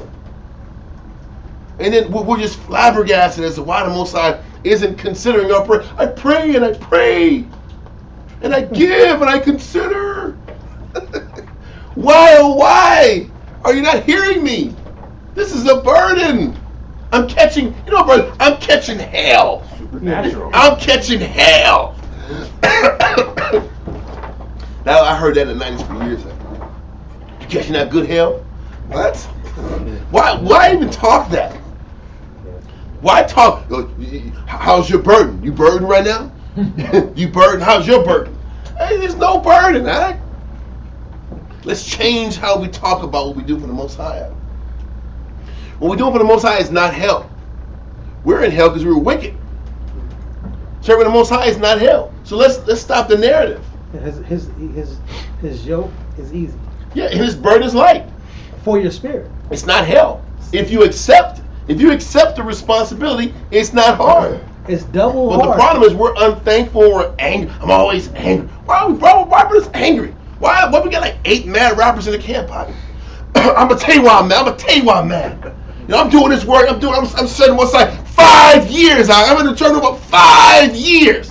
And I ain't made a dime. These J guys out here in the world, they live their life. They got cars. They live their fun. They got ribs. I ain't got all that. Hey, listen, that's what brothers be doing, right? There's a bunch of mad rappers here, right? I know that's a nice, but that's a real thing. Or brothers will have things and still complain. Most have to take them away. I know. Because some of us, we harp on the car situation. You know why? Because listen, they get cars. Yeah, but the Most High just take them away, or He'll just take away other things that you have, because He'll give you things for the function out of the camp. Yeah. The whole camp will be better. You're supposed to be a servant of the Most High. God. You must be happy. You must be happy that you're a servant. Yeah. You were created to serve. Happy servant. A joyful servant that talks and tells you his issues and is joyful to hear the instructions, and then is happy to put step by step the information how to do it. Yeah. And they're like, man, I love this guy. I love bless him once he finishes this battle. We're the complete opposite. No. Yes, sir. Just what you were saying that way, I remember made me think of Ecclesiastes 42:4, where it says exactness, and exactness is careful observance of method and conformity. Wow, that's pow, ping, pow. Conformity. Hold on. Ping. Pow, ping. What was the verse like? Ecclesiastes 42:4. You gotta just study, man. I got you right. That's great. That's a great damn verse. 42 and what? 42:4. Get out your yellow. Mark it. No, read that. I'm sorry. It says of exactness, of balance and weights, or getting much or little. So listen. Matter of fact, read verse 4. Read verse 1. To be honest with you. Verse 1. Hold on a second. 1 and 4, at least. Yeah. When you bring out a verse like this, you got to make sure you bring another verse to kind of explain it, because you jump right into it, but you got to give a little more meat to explain that one. That one, it wasn't. Yeah, I was just going to bring that exactly the definition of it. Yes, but you got to bring how it fits in with, like verse 1 fits it in. Read that. Ecclesiastes chapter 42, verse 1. Of these things be not thou ashamed. He says, of these things don't be ashamed to do it. Don't be ashamed to hold on to these methods, because these methods are necessary. Because why would a person sit back here and be ashamed of being exact? Because you got to ask a lot of questions. You got to be very thorough. You got to keep asking until you get it. And sometimes there's a shame in constantly asking and going back and asking the same thing to get clarity on it. People don't want to look bad, right? There's a shame that could come from a person being thorough. But he says, don't be ashamed in the pursuit of this exactness. Because in the pursuit of exactness is how you get things done, and eventually how you get blessed, and eventually how you end up getting the hope reigniting that hope in what we do for the Most High. So read verse 1 again. Ecclesiastes 42 and verse 1. Of these things be not thou ashamed, and accept no person to sin thereby. Read verse 4. Verse 4. Of exactness. So accept no person to not be exact. Exactly. Because when it comes to what you're doing. But just don't be ashamed to pursue exactness. Yeah. Now it talks about exactness of balance and weights, and that's on a business level. But if you're going to be thorough on a business level, you should be. And the Most High is like, don't be ashamed in your pursuit of being thorough and detailed on a business level. Why would you be ashamed to be thorough when it comes to dealing with your spirit? And that's the point. A lot of times, listen. How many times were brothers ridiculed because if you were into books and being thorough and reading and studying in the world, how many people were talked about because they like to read, or they like to be thorough in their education and their learning? Oh, so y'all was the bullies then, huh? If y'all hands ain't up, y'all was the one clowning the ones with the books. Nerd. So if y'all the perpetrator or the one that was perpetrating on, it's one or the other. Huh? Either you was saying school's for fools, man, or you was like, I actually care about what I'm reading today. What's the point? The point is there was shame for people who actually valued learning and studying and reading. It happens now in Israel. Oh, you're the study guy. Well, what am I supposed to be, the not study guy? The guy that doesn't read books in a school of books? When we sit back, we're sitting like, this is a school of books. This is a school of reading the Bible, and brothers are getting Bible shamed because they're reading the Bible too much. What kind of craziness is that, huh? Oh, you're studying too much. Well, what? What are we supposed to be doing? Too much. What are we supposed to be doing to replace the study? What are we supposed to be doing? At the club? Partying? Smiling? Eating chicken out? What are we supposed to be doing, huh? Barbecue night. A worldly man to say, yeah. What are we supposed to be doing, huh? I got a post script right here. 1 Timothy 4 and 13. Okay. 1 Timothy 4 and 13, real quick. Yeah, we're supposed to be reading the Bible. We're supposed to be Bible teachers. We're all waiting for Jesus, right? We're waiting for Christ. You said 1 Timothy 4? I got it. Chapter 4, verse 13. We're waiting for Christ. 1 Timothy chapter 4, verse 13. Yeah. Till I come. So we're waiting for Christ. So you came to a camp and you did works and sacrifices and you're supposed to adjust yourself in the hopes that Christ will accept you and you will get salvation. But till Christ comes, right? Come. Now let's talk till Paul comes, right? But we're waiting for Christ. Because Paul's waiting for Christ. Read. Give attendance to reading. Do what? Give attendance to reading. Why is the question why people are reading too much even brought out? The scripture says, till I come, give attendance to reading. Which means there's the exactness to it, the perfection of it, the details to it. Yeah. God. Read on. To exhortation. And to getting encouraged. Allow somebody to push you. Because exhorting just means getting pushed. Can you read and get pushed? And can I get pushed to keep reading more? To keep getting pushed past my comfort level of reading and studying and class participation. Right? Keep going. Keep reading. To doctrine. And to doctrine, which is the correct method over a process of time. Mm-hmm. So I have to keep tracing the correct method, and I have to do it so many times in exactness, in the spirit of exactness, until I perfected that doctrine, that certain approach. 14 and 15. 14 and 15. And that's all I wanted to go with. No problem. We still listen. I have like 50 verses, bro. We get like 5 more before we shut it down. Let's continue in Jeremiah. Jeremiah chapter 23 and 24 again. 24 again. And as for the prophet and the priest and the people, thou shalt say, the burden of the Lord. And the problem is Israel has an issue with the burden of memory. The burden of memory is the burden of all your failures. All the time. And I mean, I'm not talking about in the world. I'm talking about when you're in the truth, you didn't listen, you didn't follow instructions, and you took an L. You didn't listen, you weren't in the scriptures, you took an L. That burden of memory is what makes a person look at the work as a difficult situation. This is why it's so important to learn how to do things decently in order, so there's no burden of memory in your head. There should be so many more successes in this work than failures in this work. That's what we should be working towards. There should be like, man, you know what? I understand how on point you have to be in order to get blessed. I understand how many of y'all know how hard it takes, how well you have to listen for the Most High to come through for you. How many of y'all know that? A lot of brothers don't. A lot of brothers don't know how well they have to trace, how well they have to follow for the Most High to sit back and boom, come through. If you don't know that, you're gonna be wasting a lot of years figuring that out. And I always say that has nothing to do with intelligence and IQ. That is about humility and willingness to follow. Everybody wants to say, I'm just not smart enough, that's why I'm not getting blessed. Intelligence ain't got nothing to do with it. Can you sit back and follow?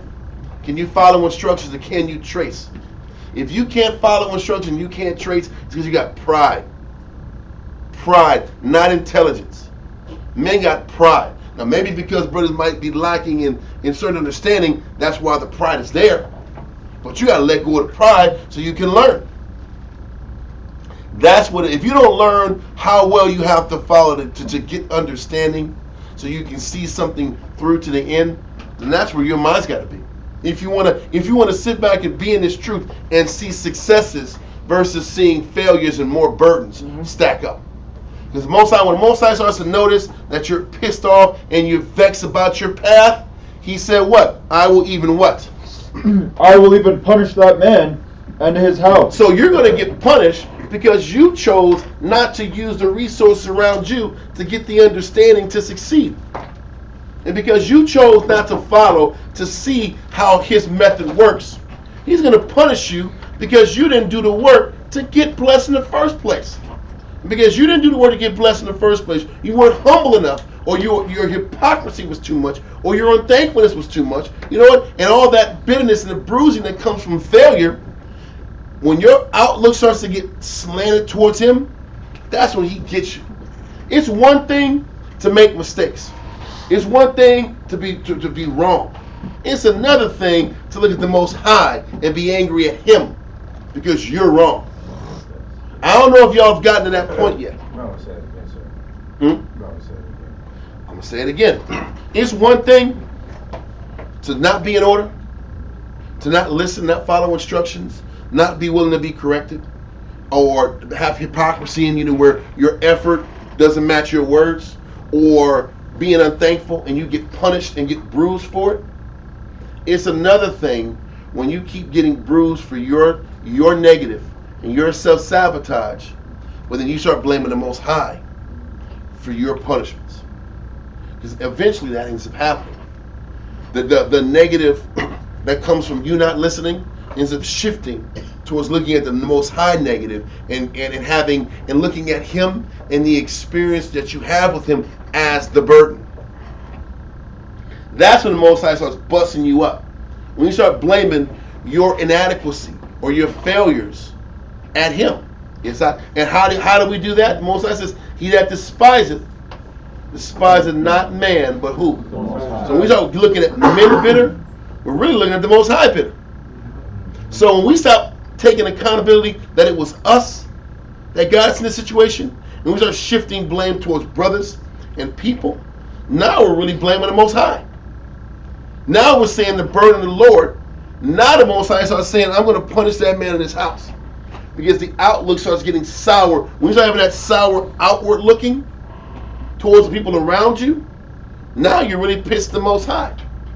It's one thing to be angry at yourself for the mistakes you've made. When you're looking at other people, now you're crossing that line with the Heavenly Father. Most people aren't going to say, I had a problem with God. Most people aren't going to say that. But they will sit back and blame this brother, this brother, this brother, this brother, and this person or this sister for why I'm bitter. You're still blaming the Most High, because that's what James, no, not James. He that 1 Thessalonians 4:8 says, he that despiseth not man, but the Most High. So we got to be very careful how that the bitterness and our mistakes, how they build up and start shifting how we look at the truth, how we look at serving the Most High, how we look at the work. Because now you're in some dangerous territory, and the Most High gonna get you when you cross that threshold from beating yourself up to now being angry at others. Is that making sense? Continue in verse 35. Verse 35. Thus shall ye say every one to his neighbor, and every one to his brother, what hath the Lord answered? And what hath the Lord spoken? Listen, that's what everybody starts to do. What blessings has the Most High given me? How has the Most High answered my prayers? That's what he says. That's what the people are saying when they're in that negative mindset. Most High ain't been coming through. Most High ain't fair. What have you asked for and the Most High didn't answer? That's when that bitterness is rising up to its peak. And that's when that despair kicks in. The Most High is not fair. I'm asking for this, he's not listening. Then you get angry at the fact that he's not listening. He's not acknowledging what you're asking for. But you're not doing it the right way. The approach, what you're asking for, is either what you're asking for, how you're approaching it, your work ethic. There's something deficient in your conduct that's keeping you back from your blessing. But these people, we aren't looking at what we're not doing. We're blaming the Most High. We're blaming his program. We're blaming that. We're angry at what we're going through. We're pissed off about what the Most High is putting us through. But we're not seeing it was us in the first place that got us here. Do you understand what I'm saying? Read on. Verse 36. And the burden of the Lord shall ye mention no more. Most High, like you have to stop talking this shit about your condition. Stop complaining about your condition and look at why you're in that condition. He's showing us Israel has always had problems with complaining and accountability. Yeah. This is about not being accountable for their actions, for our actions. It's always somebody else's fault. Read on. For every man's word shall be his burden. Mm-hmm. For ye have perverted the words of the living power, and the Lord of hosts our power. We have perverted the words of the Most High. We've perverted, or we've twisted the expectation of how the Most High should be coming through for me. The perversion is that we think we can give this subpar effort and the Most High should bless us.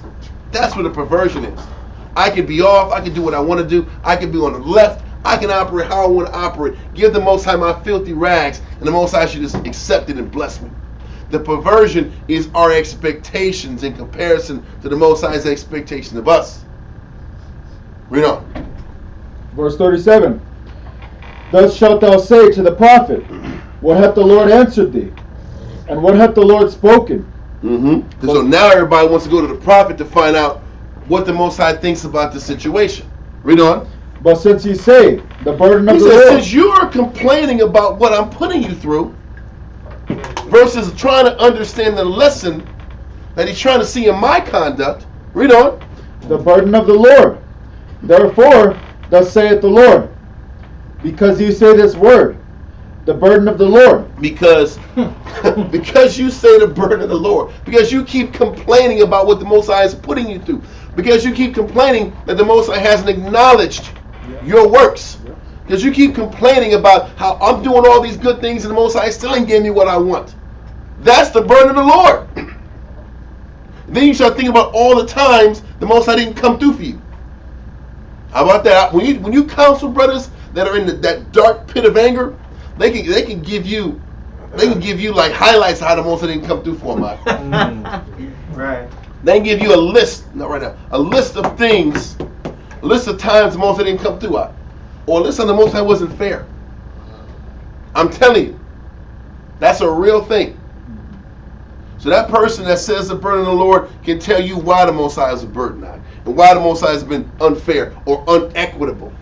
Because that's what they complained in Ezekiel. They said the Most High is not equal. They said that. Whether it's the burden of the Lord or they said the Most High is unequal, it's the same complaint. My life ain't fair.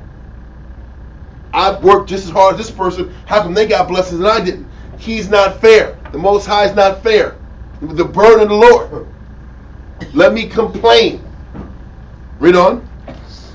And I have sent unto you, saying, you shall not say, the burden of the He's Lord. like, you better not talk. You better not say the burden of the Lord. Stop complaining. What do you mean? What do you mean? I just said I'm the just Most telling High. my I story. just mean the Most High is not fair. They always frame the I'm just verse telling you what's on my heart. Yeah. My heart. Your heart's wicked, my guy. Yeah. How you look at things is the problem. That your hopes are being dashed. That your wishes don't come through. Or your wishes don't come true. Read on. Therefore, behold, I, even I, will utterly forget you. That's scary. And He's going to bruise you, bruise you, bruise you. You complain, he turns your back. Because what he's saying is this, I'm bruising you so you can change and see it's you. So you can change and realize you have to change the template to his way. But what the problem is some people get bruised and then they say they cry to burden the Lord. When you're supposed to get bruised, you're supposed to say, what is the Most High teaching me? What's the lesson? Some guys get bruised and they're angry. And they're pissed off that the Most High ain't there with them. And they don't do the proper way to follow and to reestablish that connection with them. They choose to complain. They choose to be the victim. He says, for those people who choose to be the victim and want to blame the Most High or this person or that person or on their circumstance, I will utterly forget you. He forgets the victim, King. God. The person who wants to blame somebody. Who wants to say that what they gave, Most High didn't give. Most High didn't give that person what that person thought they should have gotten. Read on. And I will forsake you, and the city that I gave you, and your fathers, and cast you out of my presence. When the Most High says he forgets you, that means he just removes you from his presence. And just lets you sit back here and get hit and stung in the world. Yeah. Read on. He must not push you off the truth, right? Huh? And then you're out. You're out of his sight. Brothers think that, I quit. No, bro. Most High just said, shalom, bro. He gave you a strong delusion you should believe a lie. All that negative that you was playing with, he just gave you over to it. So here you go, bro. Have a big cup of your complaint. And that's why all these guys online want to be crazy, want to complain. Hey, man, he gave you over to what you want in your heart anyway. Good day. That was there. Good day, sir. Good day, sir. Yeah. Like this. The Most High pushed their spirit out, right? That's what he spirits, does. Yeah. Spirits. You can say it was you. Cool. If you want to say it, cool.